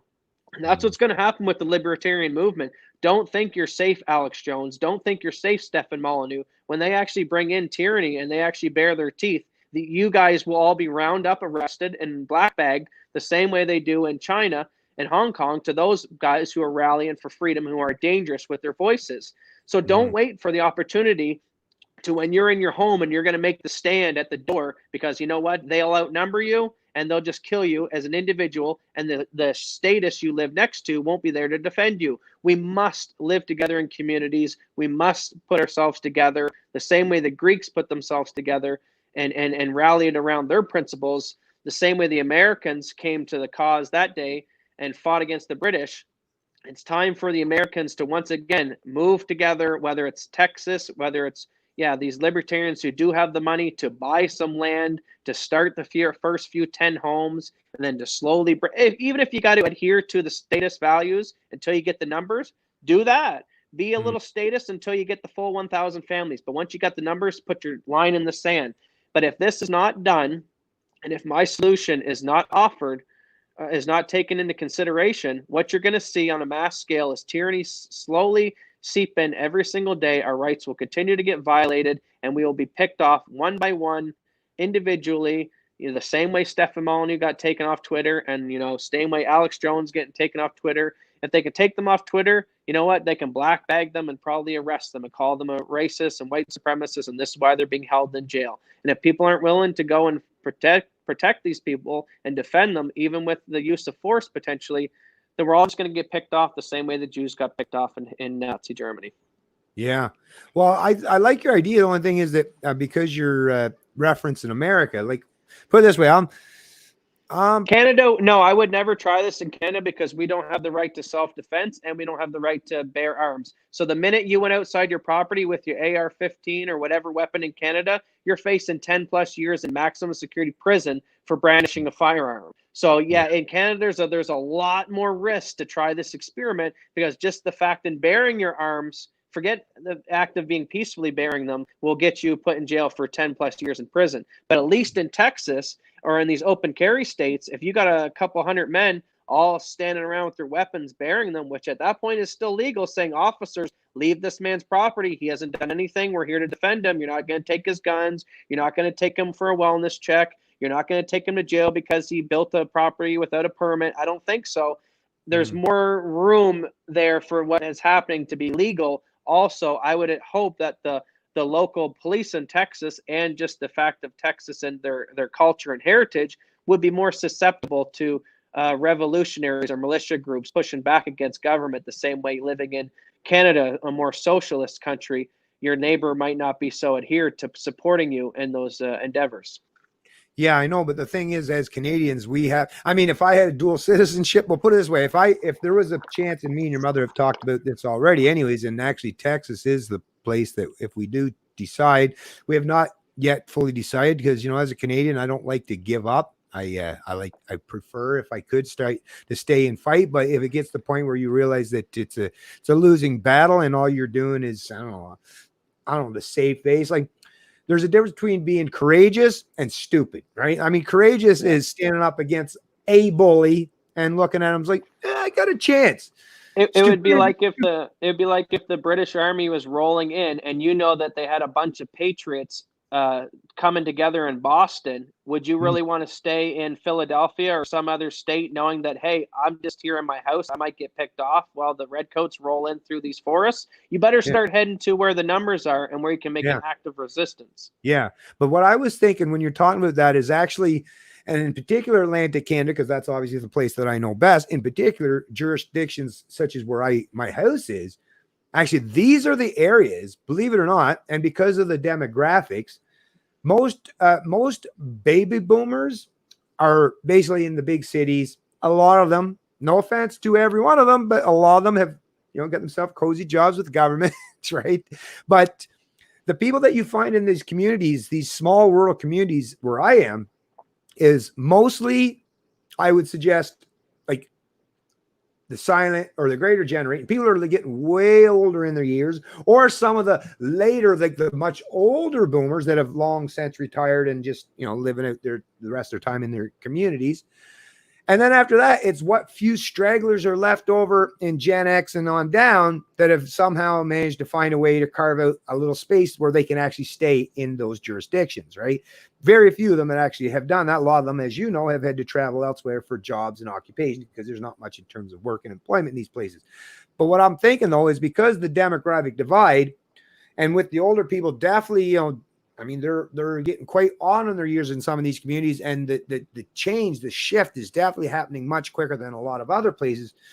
Where actually, if you had people that were gravitating to places like this, were more freedom and liberty oriented, and the places like this, you almost have to be because you don't have everything at your disposal. So the kind of people that would gravitate to these places, I would suggest probably are a little bit more self-sufficient, self-reliant than a lot of people in some of the urban or suburban parts of this country. But if you could, then you could actually even get to the point where you could even use politics against itself in terms of voting to get rid of some of the redundant legislation or laws, rules, or regulations that cause a lot of economic and social harms to lots of people. So I can totally even understand that in some small jurisdictions like this. Not that you're going to gain the freedom entirely, but where you can at least start to shift people and their mindset, because you might have at least enough portion of that population who would be conducive with doing so. So I don't know. That is definitely something that's a potential, but the U.S. is definitely set up better for being conducive for that, especially a state such as Texas, you know, the Lone Star state. So they're definitely more independent minded themselves anyway. So Texas, if I was American, that would be a place that, sorry, go ahead.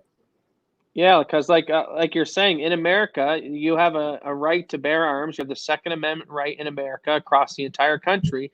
But yet in New York City, you can't carry a firearm down the street, only if you're a select few. So this is an example of how Texas is so different with the laws of a gun than New York. And all that is you got more lefties and the more culture that is accepting to violation of your rights. So all I'm saying is how you can see the parables between New York City and Texas and the differences in how people live their lives. I'm saying we need to do exactly that, but on a more smaller scale and more radical beliefs with defending our rights, even more so than a normal Texan would, going full on libertarian. Right on. All right. Well, those are great points actually. And like I said, we're going on 155. So I did want to cover this because, like I say, it's the compulsory conformity was one of the areas of topic of discussion. And there's a couple things that I find to be quite disturbing and concerning. And two of them being the big push for the mask and, of course, vaccines. Not that I'm against vaccines or any of that stuff, but I definitely believe in autonomy, sovereignty of the individual, and nobody can force you to put anything in your body. My body, my choice, right? Kind of thing. But when you're talking about the mask thing, the propaganda campaign has already started. And for those of you people, well, actually not any that's here, but some people that watch my Canadian Libertarian live stream that I made probably a week or so ago, and I kind of touched down a little bit on this, is when I was going through my court proceedings for my impaired driving charge. Now, I had a few beer while I was out riding my ATV on a trail. I wasn't in a car. I didn't cause an accident. I didn't cause any harm to anyone because of my impairment. But what I noticed going through the whole procedure, you know, whether it's like going through the courts, even the court clerks, the judge, the crown attorney, and how the whole thing is done is MAD, Mothers Against Drug Driving, has done such an amazing propaganda campaign over decades in this country, to the point where if you are charged with impaired driving in this country, basically everybody, your peers in society and all the people throughout the legal or judicial system are going to have this automatic perception of you, wrong one, I will add, for most people, that you're that guy that, you know, killed the family of four, right? And that is the thing that I experienced throughout the whole ordeal that I went through. It was like, no wonder people didn't feel any empathy towards me or didn't seem to show any concern for the hardships that this was going to impose on my life and my wife and my kids and my personal situation, because they've been programmed to think that I'm not even human. I'm this bad character that is so reckless and so irresponsible and just out there trying to wreak havoc and cause harm to society and ultimately, you know, maybe kill that beautiful family of four, that, like I say, it basically everyone was willing to turn their head, look away at my own pain or suffering that I was going through, because they deem me as an evil, immoral person for daring to go against government edicts or having a couple of drinks while at my ATV. And like I say, once you've experienced that with firsthand experience personally, you're like, oh, yeah, this is rough. Like I say, it's just like being, like I say, it's just like being an atheist among a bunch of fundamental dogmatic religious folks and trying to say that God doesn't exist. Like you're outnumbered, outgunned, and nobody's going to give you the benefit of the doubt because you're speaking on the side of the devil, of heresy, right? Not only should you be disagreed with, but you're evil for disagreeing, right? That to me, that's when they're making it to the point where you're not just having a disagreement, but you're actually immoral, evil, or a terrible person for having that difference of opinion. That to me is like, that was very disturbing. And they're trying to do that with the mask wearing. And this is the part that I see, because unlike impaired driving, which only affects a subsect of the population, mask wearing or mandatory wearing of the mask is going to have an effect on all Canadians, young or old, male or female, black or white, whatever background you come from. And this is something, like I say, and you can say you heard it here first if no one else is talking about this, because this is something that I'm talking about. Is this propaganda campaign is something you're going to see that's going to be expanded upon, and you watch how this is going to play out. And how do I know this? Because they've already started. Check out this. Well, I've got a couple of them that I'm going to reference here, but check out the headline from this particular article. This is out of CTV News. Where is it? Yeah. So can you see that, Matt? Just want to make sure if you can see that. Okay. So as you see, the headline of this CTV News article is refusing a mask should be as taboo as drinking and driving, leading scientist says. So that's the other thing. By using the leading scientist, not just the scientist, right? A leading scientist, that's a way to say that this person has much more knowledge, is much more intelligent, and has taken the proper position. And anyone else that counters it, well, you don't have to listen to what they say, right? So this is a way to propagandize you already. And as they're saying here, they're trying to associate, if you refuse to wear a mask, well, you're just like that guy that's, I just want to have a couple beer and go and ride my four-wheeler on the trail. Oh, well, we know how to treat that guy, right? Yeah, we know how to gang up and bully on that guy for daring to challenge or oppose us, right? And like I say, I've experienced it firsthand. But to see them trying to bring that and liken it to drinking and driving for daring to refuse to wear a mask, like I say, that's some pretty heavy propaganda, folks. And if this is how they're going to start in it this early on, and like I say, they're doing it with when the cases are actually dwindling in Canada and actually subsiding in comparison, in contrast to when the outbreak actually first began. That's the thing. The numbers have been shrinking, especially in Atlantic Canada. Atlantic Canada, basically, it's other than in way up in the north corner of New Brunswick, where that small little outbreak because of that doctor, right, that brought COVID into New Brunswick because he didn't practice the proper 14 days of isolation after traveling to visit his family in Quebec. But other than that, New Brunswick, and the reason why we have the open corridor in Atlantic Canada is because the Atlantic Canada provinces have basically minimal, almost nothing. So your chances of contacting COVID currently, and the way Canadians in Atlantic Canada have been functioning, think about it. Ever since this come to exist, no Canadians, and my wife works in a grocery store in Fredericton, none of them have been mandated up until now to wear a mask. Yet the cases have continued to dwindle to the point where there's basically nothing. No need to concern yourself in New Brunswick, because apparently the people without a mandate for a mask were doing the right thing, or at least the bulk and majority of them were doing the right thing. So that was on their own fruition, voluntarily, because it wasn't mandated. So Canadians in Atlantic Canada in particular that I can speak for or speak about, we're doing the right thing already, or the majority of them. What are they being, what is on offer for them doing the right thing and actually not just flattening the curve, but basically, boom, knocking it down to where there is no curve no more. Well, now all of a sudden, we're going to be mandated to wear masks in public.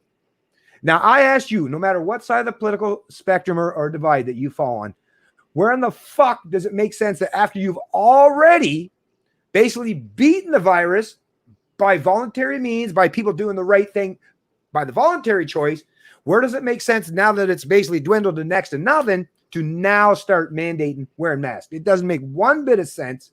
But I think actually me and Matt were talking about it, and I think he's got an actual possible reason behind some of that push. What I think, were you the one that was saying it? Anyways, what do you think, Matt? Well, I think the mask thing, I mean, just look at China. Before the pandemic kicked off, the Chinese were already wearing masks in their country years back. The propaganda and the push for that through the Chinese culture was already set in place that, you know, you're protecting your neighbor. If you're sick, you should wear a mask. You're doing the right thing. It's virtue signaling. But I think the mask thing and why it was pushed in China at first and now it's being pushed over here is I understand that when I talk to another human being, that not only do our words communicate with each other, but it's a lot to do with body language. I think the statistic is like 70, 80% of communication is not actually the words coming out of my mouth, but looking at my eyes, my pupils, my facial expressions, and all these things to make you feel like you can trust me or get a better sense of who I am as a human being. Well, you go and slap a bunch of masks over people, you lose that ability to connect with people. I think it dehumanizes you if you're going in and having all these social interactions in public at stores and restaurants and all this stuff, and all your fellow man that you're talking to each other through all these masks and can hardly see each other's face. It desensitizes us to our fellow man. So I think that's another motive behind the mask wearing. Why now, all of a sudden, when they didn't push it in the first place?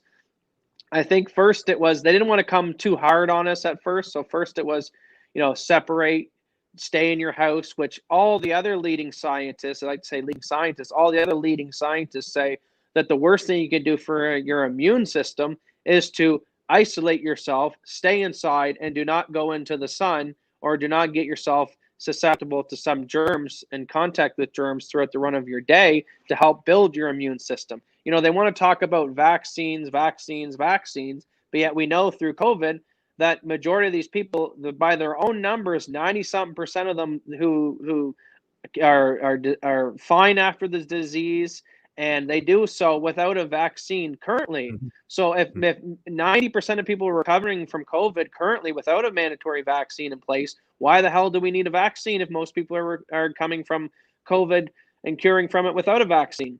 But Yeah. to Well, me, the mask, the vaccine, all of it, it's they want to bump the numbers up. I think their whole agenda is depopulation. That's where a lot of this stuff comes from. And what's the best way to kill a bunch of people? Get them to all stay inside, to all not touch each other, to wash their hands 100,000 times a day, to weaken their immune systems, to get them not used to communicating with each other and only talking behind these masks. And then you bring in the vaccine. Now, I think the vaccine is, this is, not research. This is just my opinion and maybe even a conspiracy theory opinion. But I think the vaccine will actually weaken the system even more because the whole concept of a vaccine is a small amount of that virus. So Mm. they're just getting you that virus into your system. And then I think it's going to be, I think they will push a second wave. And I think the second wave may even be a new virus. You even starting to hear Fauci and some of these other ones talk about this new pig virus coming out of China. So I think we're not done with viruses in the future. But the first virus, they couldn't let it leak out of the lab and be super dangerous and kill a bunch of millions of people or half the globe, because that would have been too much to roll out in the first period. They don't know what kind of resistance would have been met. They don't know if people would have wanted to go after Fauci and get a rope and find the tallest tree in the neighborhood. So they send out a synthetic one, a very weak one, as a way to get the population accustomed to what they're going to do in the future. So I think phase one was just to get the infrastructure of the COVID tracking in place, to get the infrastructure of getting the population used to the thought of deadly viruses seeping into the world, to get everyone to get accustomed to this way of life. They call it the new way of life now, because eventually the end goal is to, yes, release a more dangerous virus onto the population, which will kill a lot more people than this phase one. But then they'll already have all the control mechanisms in place from phase 1 or 2, and to be able to better track and address any kind of problems that arise from these more dangerous pathogens that I think they plan on releasing on the population in the future. Now, another thing that they don't talk about is, as people in Canada, I think the statistic, quote me if I'm wrong, Dad, but I think it's almost half of Canadians are unemployed through this COVID thing. A massive amount of people were affected by it. Now, I like the saying that people say that as we suffer here in the Western nations from the shutdown of the economy, the third worlds die. So you shut down the economy in some of these nations like Africa and Zimbabwe and some of these other countries, there are millions of people that will starve this year. This is another thing. The statistics are coming out now. People are shutted into their house. Mental health issues are up. People are committing suicide at higher rates now. There's a bunch of people that'll be in the third world countries because of all the shutdown of the third or the Western worlds and not being able to send in a bunch of food, medical supplies from all the shutdown to these third world nations will make millions and millions of people die from starvation, through not being able to get proper health care.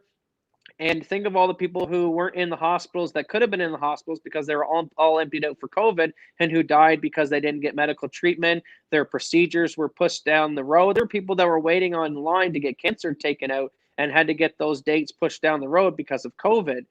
Everything. It's all about just massive culling of the population, and this is how they're doing it.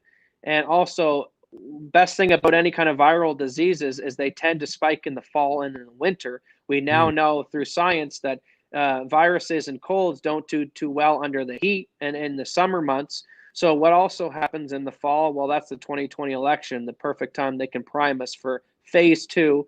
Will also make a bunch of people scared to go out and want to vote in the local elections. They're going to be pushing mail-in ballots. You know, all your 80, 90-year-old grandmas who might have went out and voted for Trump might be hesitant to do so, or choose to use vote-in ballots or mail-in ballots rather than physically going down to a busy poll station to maybe get one of these new pig viruses out of China that they might bring out around that time, or a phase 2 of COVID.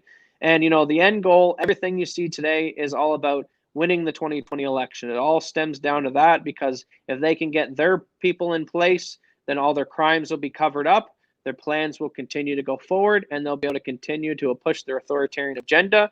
Now, if Trump gets in, do I love Trump? Do I think Trump's a libertarian God? He's going to liberate the entire country? No, but he does push back on a lot of their programming, the gun rights, the masks. So he pushes back on a lot of their stuff. Now, it might not be very much. Maybe he only holds their plan back 50%, let's say, for the next 4 years. But I tell you, I'd rather the plan be held back 50% over the next 4 years than get someone like a Hillary or a Joe Biden to then ramp everything back up and print the money like crazy and bring in mandatory vaccines and masks. So Trump holds them at bay, and they know that. Also, there's the risk that Trump is actually looking into a lot of these crimes that they committed and might get unearthed. So they must get their people in 2020. It's vital. So everything you see now is just a distraction tactic to get everyone focusing on being fearful, because fear makes people make irrational decisions, and they want a bunch of irrationalism and clown world just before we go into the 2020 election. Yeah, well, that's a pretty good summation of some potential things. But I'll tell you, this is why I love having conversations with lots of people about this stuff, because I wasn't even thinking of that initially at the time. I thought it was you I was having the chat with, and then I was thinking, oh, if it wasn't him, who was I? So I was thinking, was it Aaron? Because there's someone I was just talking to, I think it was yesterday. And then, of course, I had some interactions with Tim yesterday, Tim Moen, but that was just on messaging back and forth. I was thinking, who was it? No, it was your mother, actually.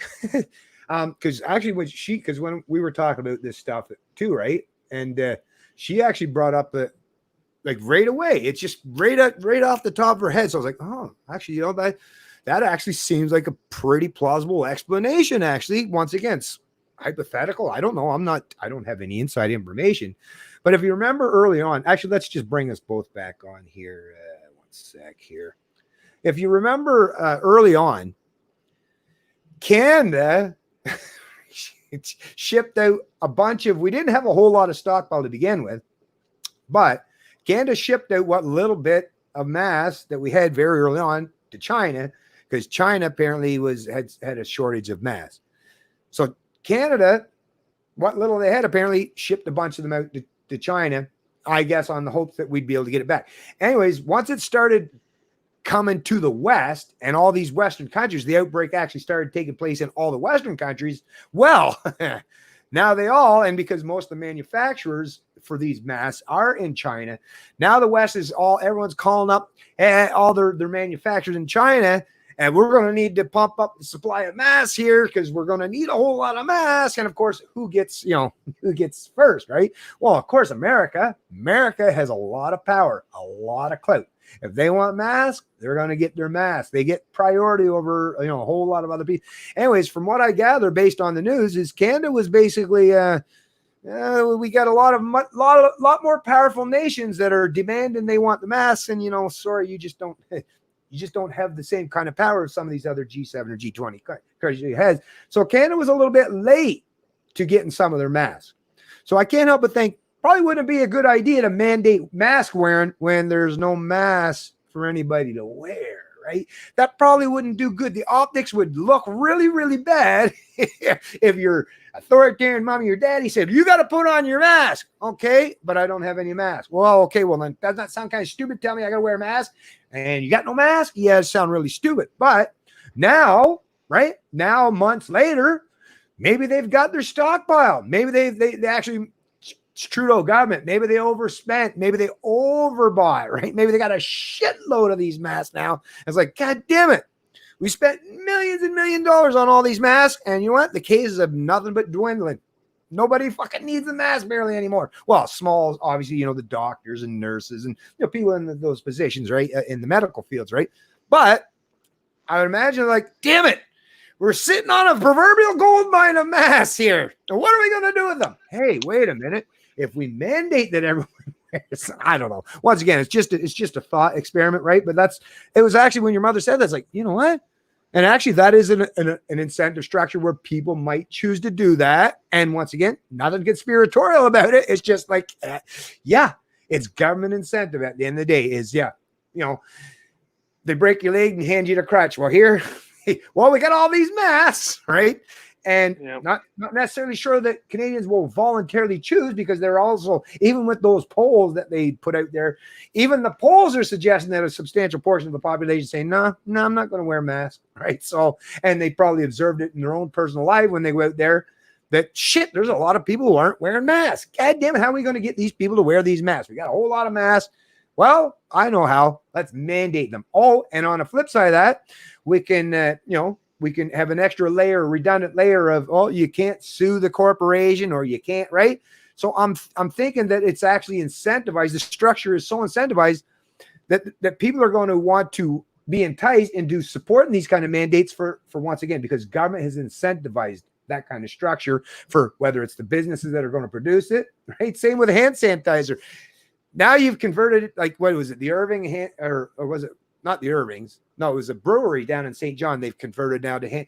Once you've converted an entire facility, well, that's an expensive proposition, right? To do that. Well, once you're producing these things, well, come on.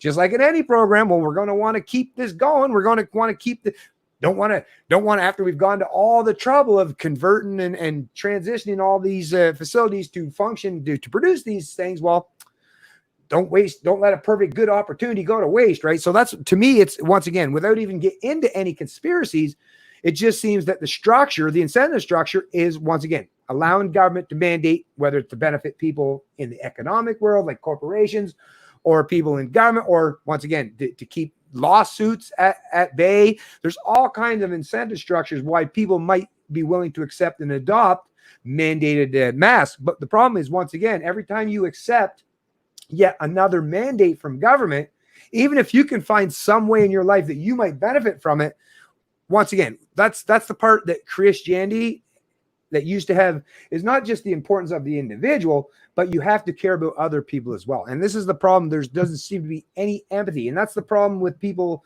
that adopt libertarian, the libertarian philosophy, is they think that libertarianism is that's a good excuse to pretend that I care about freedoms and liberties, but still be a selfish fucking asshole or bitch, right? That's something that I've always bothered me. And same with Ayn Rand's objectivist philosophy is where is the underpinnings of the morality of it, right? Most of the time it's used for economic reasoning or to stand against big government. But where is the constant push for the morality, for the ethics? Now, it is in libertarianism. It's baked into the cake of the libertarian philosophy because the non-aggression principle is basically what we would all accept and adopt. Like, basically, it's converting the 10 commandments almost, right? Not exactly, but into a much easier understandable form in the NAP. Don't use preemptive force, violence, coercion, theft, don't rape and all that stuff.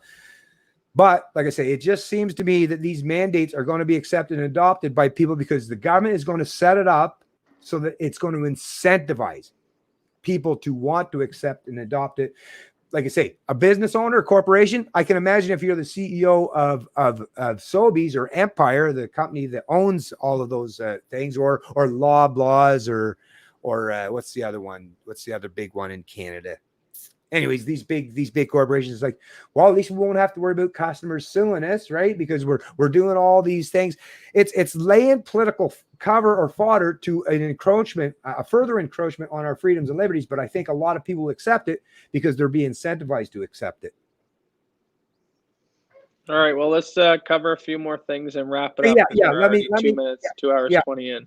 I know. Yeah, we are quite a ways in. So anyways, there was just this one that I'll just add with it, because once again, that wasn't the only one. There was this one that came up as well. And like I say, this is just earlier on. So this is just kind of a let you know where they're going with this. So this one, as you can see, let me make sure you can see that. Yep. Okay. So this is from the Waterloo Record. That's Ontario. For those of you folks maybe who aren't familiar with the Waterloo region, it's basically just across the border from Waterloo, Detroit, Windsor. Yeah, Detroit. Yeah, somewhere in around that region down there. Anyways, but and it's by the Record editorial. So, right, the people, it's not just an opinion, it's the editorial board of the Record. So the people who are in charge of this particular media publication, and the headline for it is "Face the Facts. It's time for mandatory masks." And this was, like I say, the Record editorial, Waterloo Region Record, July 7th, 2020. But the more scientists learn about COVID-19, the more it's clear people should have to mask up before entering enclosed public spaces. Waterloo Region councillors reached this conclusion on Monday, and despite any lingering public opposition, they deserve full marks for doing so. In unanimously passing 2 new bylaws that make masks mandatory on public transit and in many indoor settings starting July 13th, the region's political leaders stood up for public safety and pushed back against a pandemic that continues to ravage the world. Not everyone will agree with the move, of course. Some might even resent it as an unwarranted imposition on their cherished civil liberties. But rather than threatening anyone's individual rights, these bylaws should protect everybody's rights to move through this community as safely and worry-free as possible when a potentially deadly virus remains at large. So as you're seeing, it's being set up. Like I say, the thought leaders in this country, whether they come from the media or the political class, and yeah, basically, like I say, they 2 wings of that same bird, right? People that want to be in control of your thoughts and your opinions regarding any policy position, and that's what they're doing. Like I say, this is the editorial board. This is not just some guy with an opinion that was submitted to the Record. This is the people that are in charge of that organization, and they're basically aligning with government. Now, what does government, or what are journalists supposed to do normally is to challenge government. It's to hold people in positions of authority or government to account.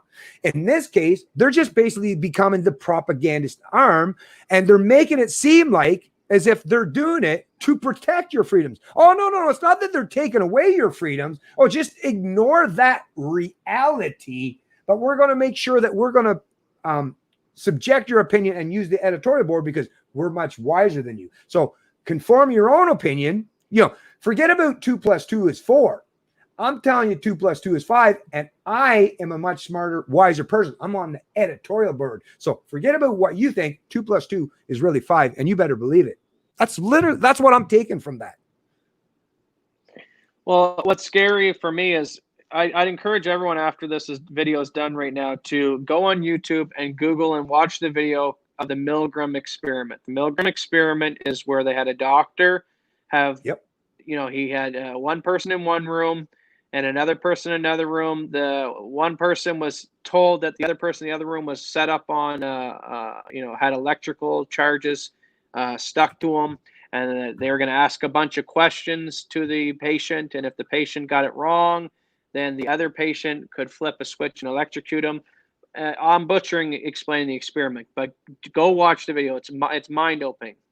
And when it showed the public, and it showed a lot of these psychologists, is, a doctor has major sway over the thought process of a human being. People assume that a doctor's speaking with authority, speaking for the good, the better judgment, and they know more about your health than you do. So they know now that I see the future is not government tyranny, it's going to be medical tyranny, because people are not so quick to tell the doctor he's wrong versus maybe a cop he's wrong or a politician he's wrong. So I see just this whole vaccine thing and the mandatory mask is one giant Milgram experiment being played out. And what the Milgram experiment taught a lot of people, and including me, is yeah, a citizen will kill another member of the public if the doctor says so, and under his guise and his watch, he's saying that it's okay. Okay, in that experiment, the guy went. Well, I think it was like almost 70 to 80% of people in that experiment went all the way to the point of flicking the last switch, which killed the other patient supposedly in this fake dummy experiment.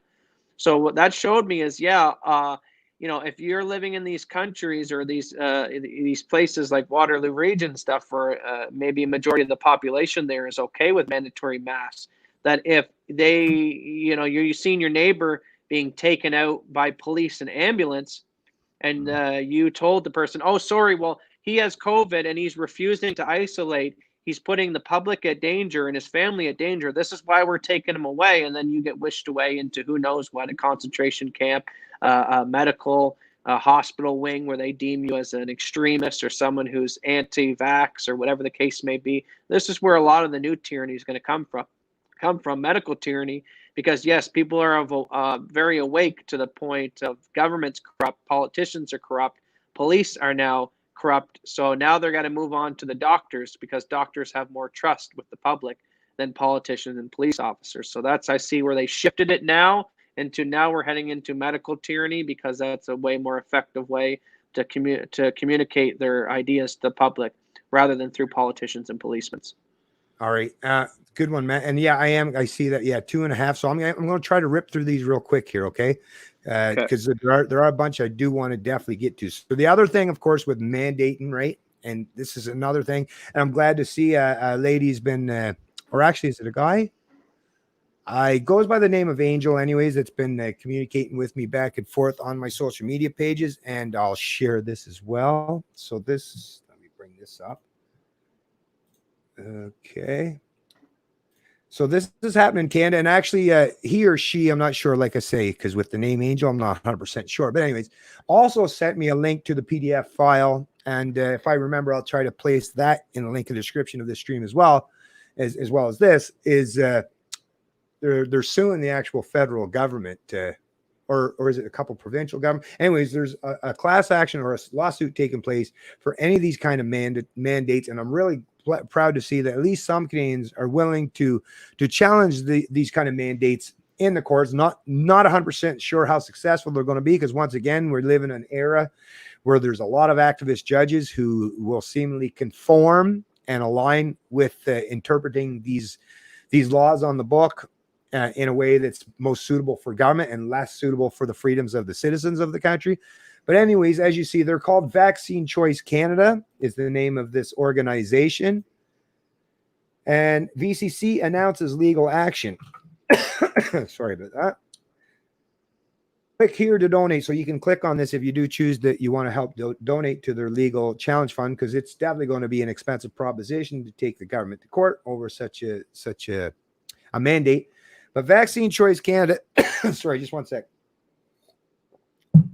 is launching legal action against the government of Canada and others for violating our rights and freedoms during the COVID-19 outbreak. Further details will follow. So it's actually, it's not actually just for vaccine. Sorry. We are living in unprecedented times. The mass and indiscriminate containment of citizens and the restrictions of access to our economy, courts, parliament, and livelihoods are extraordinary measures that have never before been considered, much less implemented. The impact of these measures on our physical, emotional, psychological, and economic well-being is profoundly destructive, unwarranted, and clearly not sustainable. During this time of extraordinary measures, it is critical that governmental responses be measured, reasonable, and supported by demonstrable evidence. The severe curtailment of civil liberties without projected timelines for the rescission, the shutdown of economic activity and resulting job losses, the increase in human suffering through confinement and restrictions of liberty, and the closure of courts of justice denying citizens a ready recourse are all factors which must be weighed in the balance of a constitution that protects the fundamental rights and freedoms of citizens. And yes, in Canada, even though, like I say, there's disclaimers, the notwithstanding clause, even in the Canadian Constitution and the Charter Bill of Rights, it says that our rights are inherent, as an act of just being a human being by God or the creator. So yes, government don't give you your freedoms and liberties. Being born gives you your freedom and liberties, acknowledging that that's just what it is to be a human being. Anyway, so like I say, we recognize that governments may enact laws and pursue policies that limit constitutional rights and freedoms, but the onus is on the government to prove that the limit is minimal, necessary, finite, and demonstrably justifiable in a free and democratic society. During times of emergency, constitutional rights do not stop being important. They become even more important. So, of course, with these people, and you're going to have lawyers that's going to be drafting this, I would imagine. So they're going to, they're basically talking legalese here, because all they're doing is basically referencing what is enshrined in the Constitution of Canada or the Charter Bill of Rights. To me, I was like, I'm not beholding to the whims or the rhetoric. Like, so they're saying, basically, they're even acknowledging that we recognize the government may enact laws and pursue policies that limit constitutional rights. But all they're doing is saying, oh, the government has wrote in their constitution that they have this notwithstanding clause where they can override or overrule our constitutional rights if they choose it necessary or needed, right? But first of all, I would say, no, I don't acknowledge that. But see, like I say, they have to function under the current legal system and the legal structure in this country. So they have to acknowledge that even though the government has the pretense that they can deny you your constitutional rights, which no, because if they can deny them, I mean, what I would suggest to this person, well, if they can take them away at any time, then it's not a right, it's a privilege. And if you're talking about rights, where you really should learn what the hell rights are, they're inalienable and can't be taken away. They're enshrined. The whole point of rights is that you can't take them away for any reason, because if you can take them away, if the government can make an excuse to take them away, once again, like, anyway, so really simple stuff if you think about it properly. But once again, they're dealing with they're going to challenge this in court, but they're already using the legalese, the language of the state. So to me, this is why I don't have a whole lot of faith of people that are even trying to use the government and are enshrined Bill of Rights within the Bill of Rights, the Charter Bill. Because if you're going to use the language of the status of your authority, of your ruler, right, while you're already giving them a leg up, right? You've basically suggested to the judge that would be the one that would be interpreting this. Well, you've admitted that the government has some right to take away your rights if they choose so. So if I was a judge, right, being paid by government, it's like, well, hey, you've basically given me a reason to make my judgment on the side of government taking away those freedoms, because you even admitted that they have an inherent right to do so, or some kind of right to do so, right? So this is to me is, are there any lawyers in this country? There's got to be a few, I would imagine, that actually even understands liberty. To me, that's the other thing. If you're going to be a defense lawyer or you're challenging government, at the very least, shouldn't you have a firm grasp of liberty? I think most lawyers should at least basic reading material. Like, let's give them some libertarian literature to read at least, so they understand what freedom is. Because to pay someone thousands, tens of thousands, maybe million, maybe hundreds of thousands, millions of dollars to go through the courts, and they don't even properly understand the role of government, right? Then I don't know. It's already a difficult proposition to begin with. But like I say, at the very least, Vaccine Choice Canada are trying their best, and they're spending, like I say, spending some money. So if you want help, support them financially, or at the least spread this information around, because there are at least some people in this country who are trying in some way to stand up and defend your rights and freedom of choice and freedom of what you put in your body. And that's the thing. I mean, just think about the abortion issue alone. My body, my choice. So if there's a lefty out there that says, no, you have to allow them to put a vaccine in your arm. Well, once again, do you believe in abortion? No, my body, my choice. Well, all right. Same with me. My body, my choice. And that is the kind of way to hold these people, not just to their own standard, but to show the ridiculousness of when they're trying to impose their will on you. But if a government tried to impose their will on them, it's like, no. My body, my choice. Even if I want to kill this growing thing in my body, it's my body, my choice. But yet they'll somehow flip the script and say, no, but government should be able to stick a needle in your arm though, right? No, that's the biggest failure of the Constitution and Bill of Rights of all countries, including here in Canada. What I always hated about it is, okay, yeah, we have these Bill of Rights in this Constitution, and the whole concept of it is to put constraints on government, not the people, right? It was written, directed at government. These are the rules you must follow and what you can't do to the citizenry. And my question to all these legal scholars is, what if they violate them? Then what? And that was never written. It's kind of somewhat written in there. They're like, well, if the government is not for the people anymore, you have the right to revolt and blah, blah, blah. But no, what is that? What does it actually entail? Legal scholars will say, well, if your rights are violated, like my father said, go take it to court. But like you said, if you got to spend hundreds of thousands of dollars, or even if it's $5, why should you have to spend $5 out of pocket to defend your rights that were being violated? So the biggest flaw in all this Constitution crap and the Bill of Rights, and why I hate it so much, is there was no repercussions written in the book itself when they writ this by the founding fathers that, hey, these are the rules of the government. If they violate them, then you should be able to get out the nooses and the guillotines again. That's how I understood common law. But the founding fathers never took into account consideration, well, what if the masses, majority of the population, are okay with said rights being violated, and it's only a small majority of those who are maybe upset about it? Does that still give the small majority a right to be actively resistant and fight against that? And if so, what's to stop the masses and the corrupt political system and judicial system to just put them in jail and find them guilty anyway for maybe being resistant against police officers who are trying to violate their rights? So the whole goddamn thing's a joke, because the Constitution is so simple in America. You have the right to keep and bear arms, but yet in New York City, you're not allowed to keep and bear arms. I know. Ridiculous. Well, that's where it comes down. And the founding fathers understood this. Well, especially, I remember someone that was a big fan and reader of the Federalist Papers. There was a lot of conversation back and forth that happened through those Federalist Papers stuff, where the only way it was ever going to work, the only way the American experiment was ever going to work is by having, like I say, you had to have a population of people who had a firm grasp and understanding what any of these concepts mean. And it was so important to pass that torch to each generation. And I'm not talking through public schools. I'm talking about if you're a dad, if you're a mom, if you're an aunt, an uncle, or a grandma or a grandpa, it was your job to make sure every generation that came after you understood the importance of not just acknowledging your liberties, but pointing out to everybody that government has no power or authority. Nobody has any power or authority to take them away. That was so important. And like I say, not just the founding fathers, but many people that come along after that fact realize the most important thing that you can do is pass that torch of knowledge onto each generation. And if you weren't doing it through like education, through mom and dad, grandma and grandpa, well, some of those other cultural drivers can step up and fill that void. And they did that for years. I mean, Hollywood used to be, especially like, in the 60s, 70s, and 80s, although they were getting more into more hedonism, right? More, but it was still freedom at the end of the day. But even Hollywood, when you talk about movies such as William Wallace,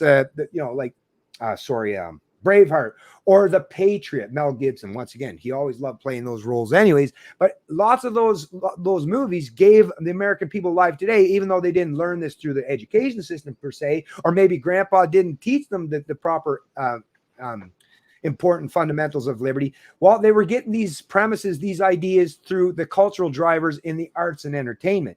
But in this modern world we live in today, whether it's on the social media online where people are getting their arts and entertainment, or like I say, in the cable news, television, or the media class, or those who are producing movies or television shows or series, there's now a big giant void and a big gap. And it doesn't look like, to me, that's the weird part. Why is there no one filling these gaps? Why? This is an area, because people are starved for it. That's the part that because we know, it'd be different if I thought, people just aren't susceptible. They're just not willing to listen to any of this stuff. No, Jordan Peterson proved that there's a substantial portion of the population out there who are yearning and chomping at the bit to hear this kind of information, right? Because everywhere he went, he became an instant rock star overnight. Everywhere he went in the Western world, not just in Canada, but in the US, in New Zealand, Australia, everywhere he went, he had thousands and thousands of people waiting to just listen to him talk about these very important concepts, right? And things that even regarding religion. So we know that there's a yearning and there's a taste out there for this stuff. So to me, what is so weird that I find is, how is it that nobody is filling these voids and gaps and making it economic, being compensated economically for filling these gaps? What is preventing? What are the disruptors? What's preventing this from taking place? Why are there no right wingers that are stepping up and creating like some movies that were more akin or aligned with today, could you imagine a new movie rather than having to go back and watch George Orwell's 1984 or a new iteration of it, or going back to have to watch, William Wallace and how the Scottish and Irish fought against, Longshanks in England, right? Or watching like The Patriot when you're talking about the civil conflict that happened down in the U.S., or not the civil one, is actually when the British were still, trying to control the. Why is there no iterations or examples of movies today where you're taking what us humans are experiencing in the last, let's say, since the, 9/11 or the financial crisis, and taking all that and like putting that on the airwaves or on the television or like in movie theaters or on Netflix or on all these ways we consume movies and television? Why are we not seeing these? Because I can't imagine that there aren't large audiences of people that would love to see that kind of stuff, because that's what inspires and emboldens people. You need to draw from inspiration, and that inspiration comes from the cultural drivers. Your musicians, your, like I say, your artists, your all these people have to contribute to this. You can't just rely on a couple of people that talk about philosophy, or me and my son. We need people to be stepping up to the plate and filling these voids and these gaps, which is how we prevent any kind of breakdown in society where we have to turn, like I say, if we don't do it in the proper manner, where we're using ideas and exchanges of words and concepts, if we're not doing that, then, like I say, what's left? That's the part that I find most disturbing, is the only thing that we're seemingly being left with is being backed in the corner as rats. And the only thing you have left at that point in time is fight your way out of it. And like I say, it's not going to work out good for anybody. Anyways, I know if there's one thing I'll give these ruler and deep state a lot of credit, is, like you said, unlike in our movement, I don't see them. I see in the enemy's movement, the deep state. Yeah, there's been a coordinated effort over the last couple of generations to make sure that they put their people in place into education, into finance, into Hollywood, to make sure that when anything gets produced through the culture, that it's their message and not our message. And they do hold a lot of the control. A couple men own a lot of these newspapers and CNNs and all that kind of stuff. And a couple men produce a lot of the movies that come out of Hollywood and all that kind of stuff. So yeah, I'll give them credit. They're ambitious. They're sneaky. They have spent multi-generations to make sure that they put their people in place to make sure that, they control a lot of the information that comes out and gets fed down to us. But like you said, I don't see that. There are the oddballs, the Eric Weinsteins, the Brett Weinsteins, the Stefan Molyneux, but goddamn, it's just we come at it in a sense that we try to be moral and ethical in how we pursue our activism, and you're going against an enemy who has zero morals or ethics and how that they wage their warfare, whether it's informational or physical, against us. So we're playing chess with these people, and they're at any point in time willing to just turn the board over and not even play by the rules. So us libertarians got to get more creative and realize that, sometimes playing by the rules, our own philosophical rules, puts us at a disadvantage at times with these people. Yep. Well, I agree. And that's the thing. Even when you talk about these far leftists, and they all, everyone claims that they're doing it for moral and ethical reasons, right? The difference is, though, that as a libertarian, because I can use that universality of the negative rights, right? Because I don't have to impose anyone. I can prove objectively that anything I advocate for, there's no way that you can find any preemptive use of force or violence for anything I advocate for.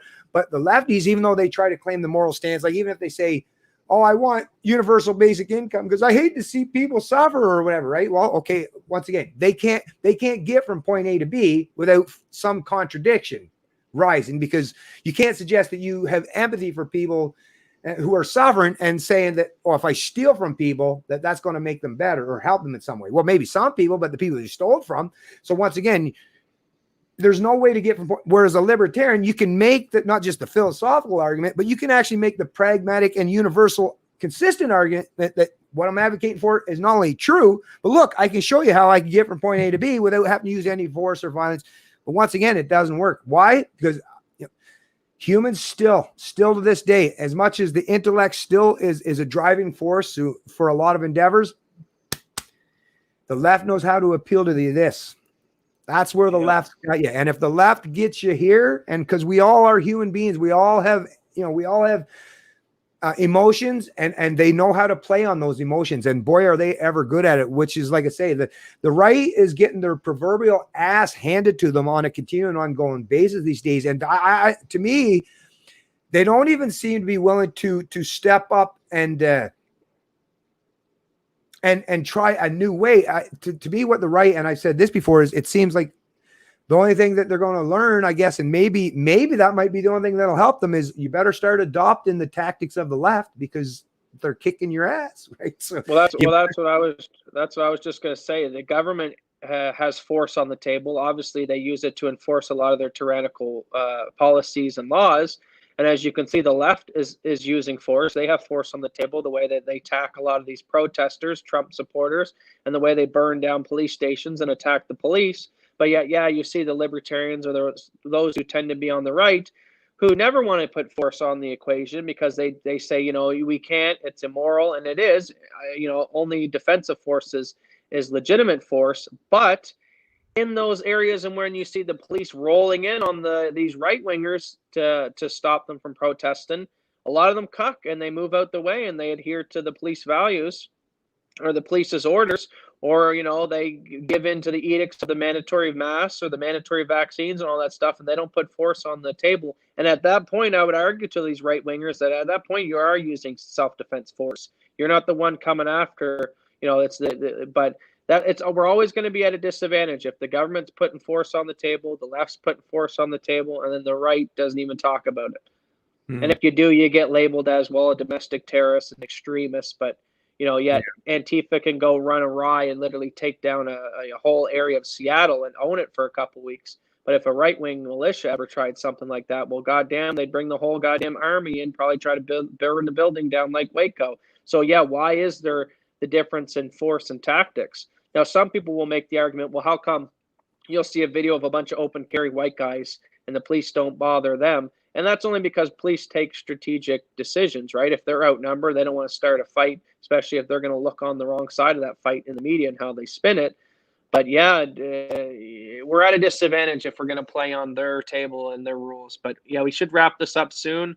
My stuff's all dying here, and we're almost at 3 hours.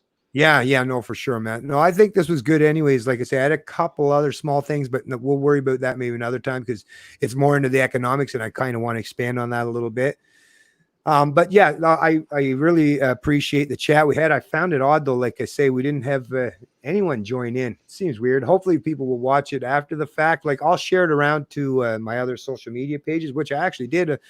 I don't know. It's odd that you didn't at least get one person over the last 3 hours that stumbled across my Facebook post, and even just, you may very well have, but YouTube's very good at suppressing the numbers. So sometimes I'll see, like, even on my own videos, it'll have maybe 3 or 4 views, but it'll have more comments than views, or all of a sudden it'll have 3 views. I'll check on it later and it'll have a couple hundred views. So I don't believe any of the numbers. There probably was people coming and going, but like for myself, and I don't know about you, but I don't talk to people in the current, like, if people hear this video, great.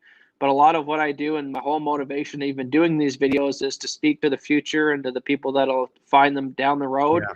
And, at the time Jesus was spouting his philosophy, or Gandhi or Martin Luther King, in the moments of those activism, whether it was William Wallace and all that type of stuff, in those historical moments, they were seen as outliers and people who were bucking the system, or who weren't adhering to social values that majority of the people believed to.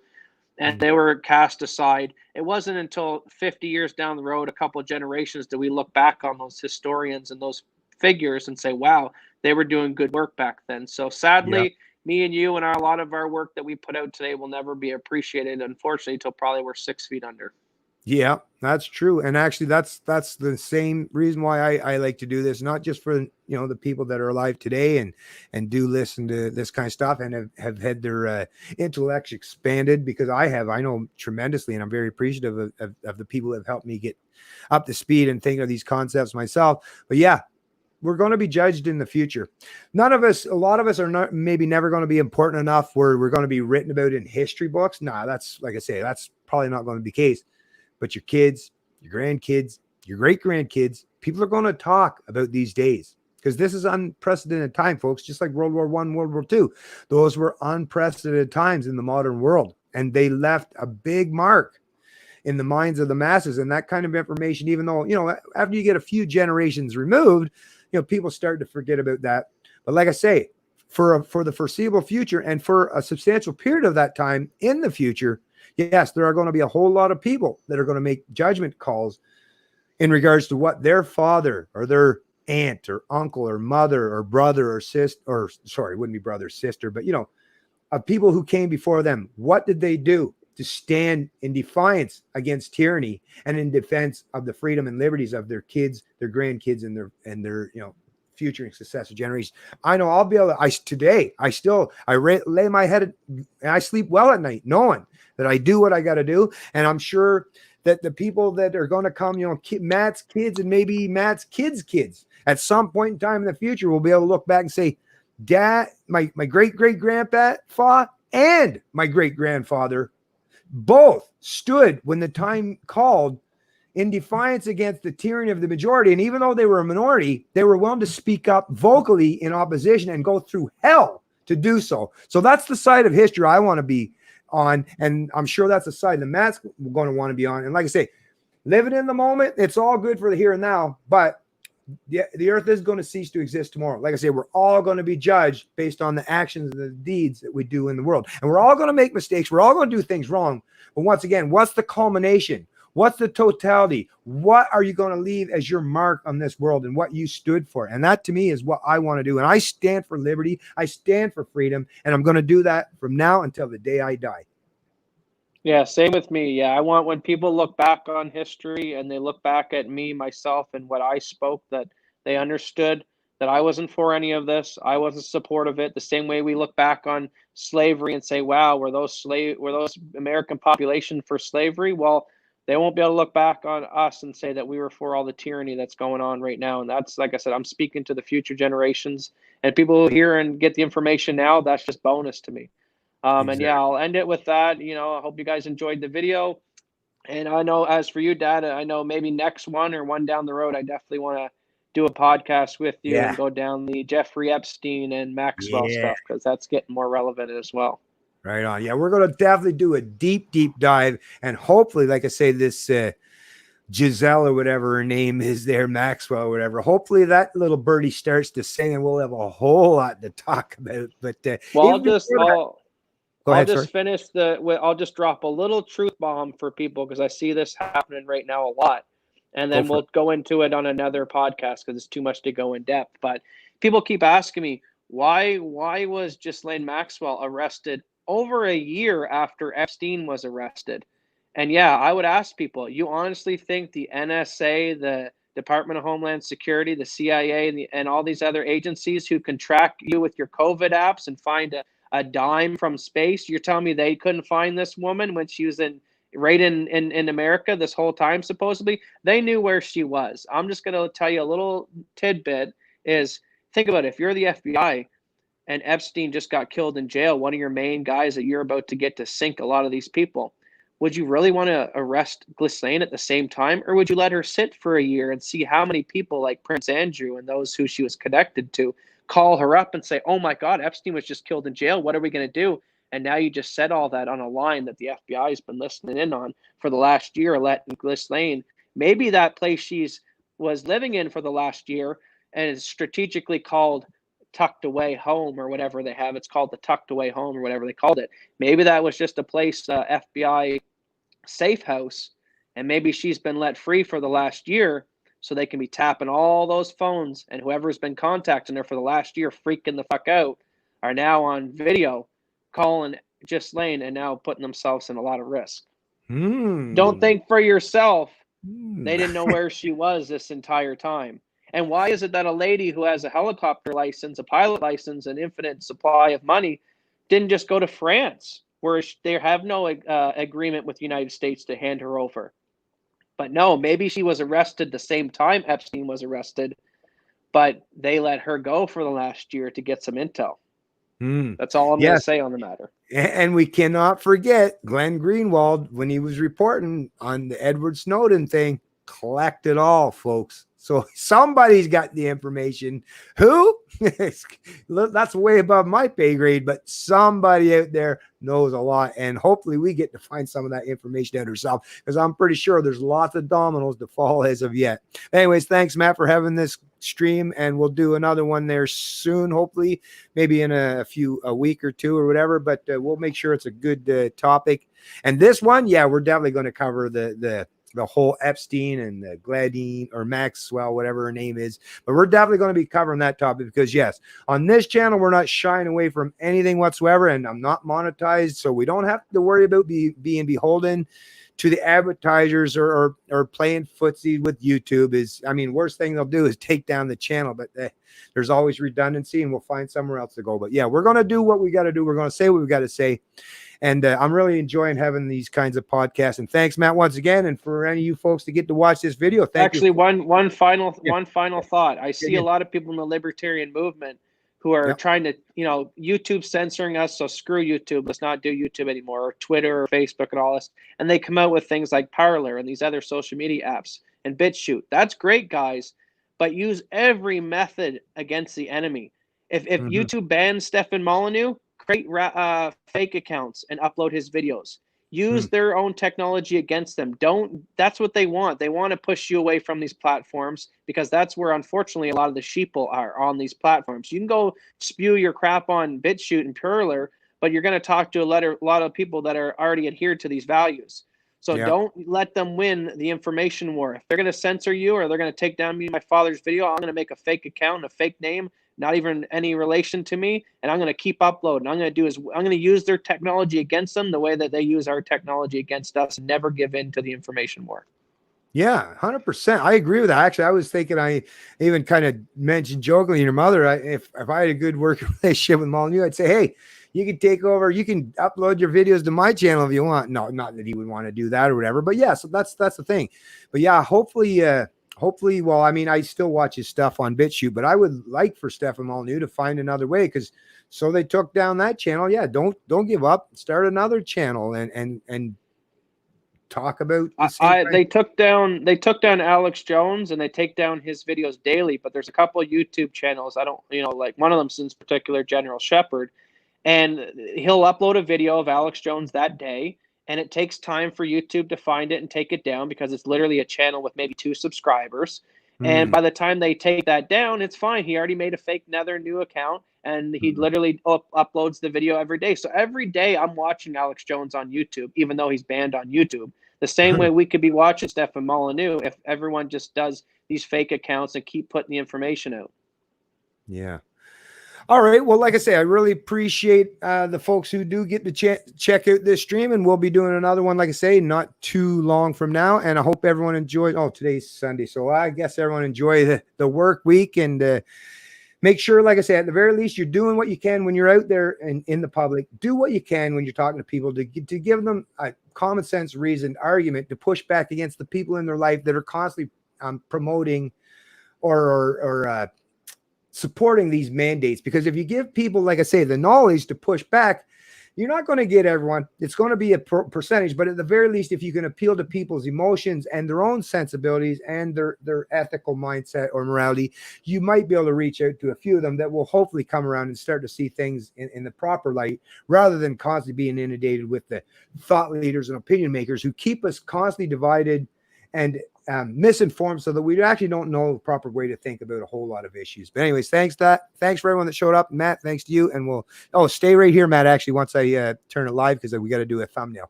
So have a good one. Canadian Libertarian, and I love liberty. Oh, wait a minute. What the hell? Sorry. No, I said the wrong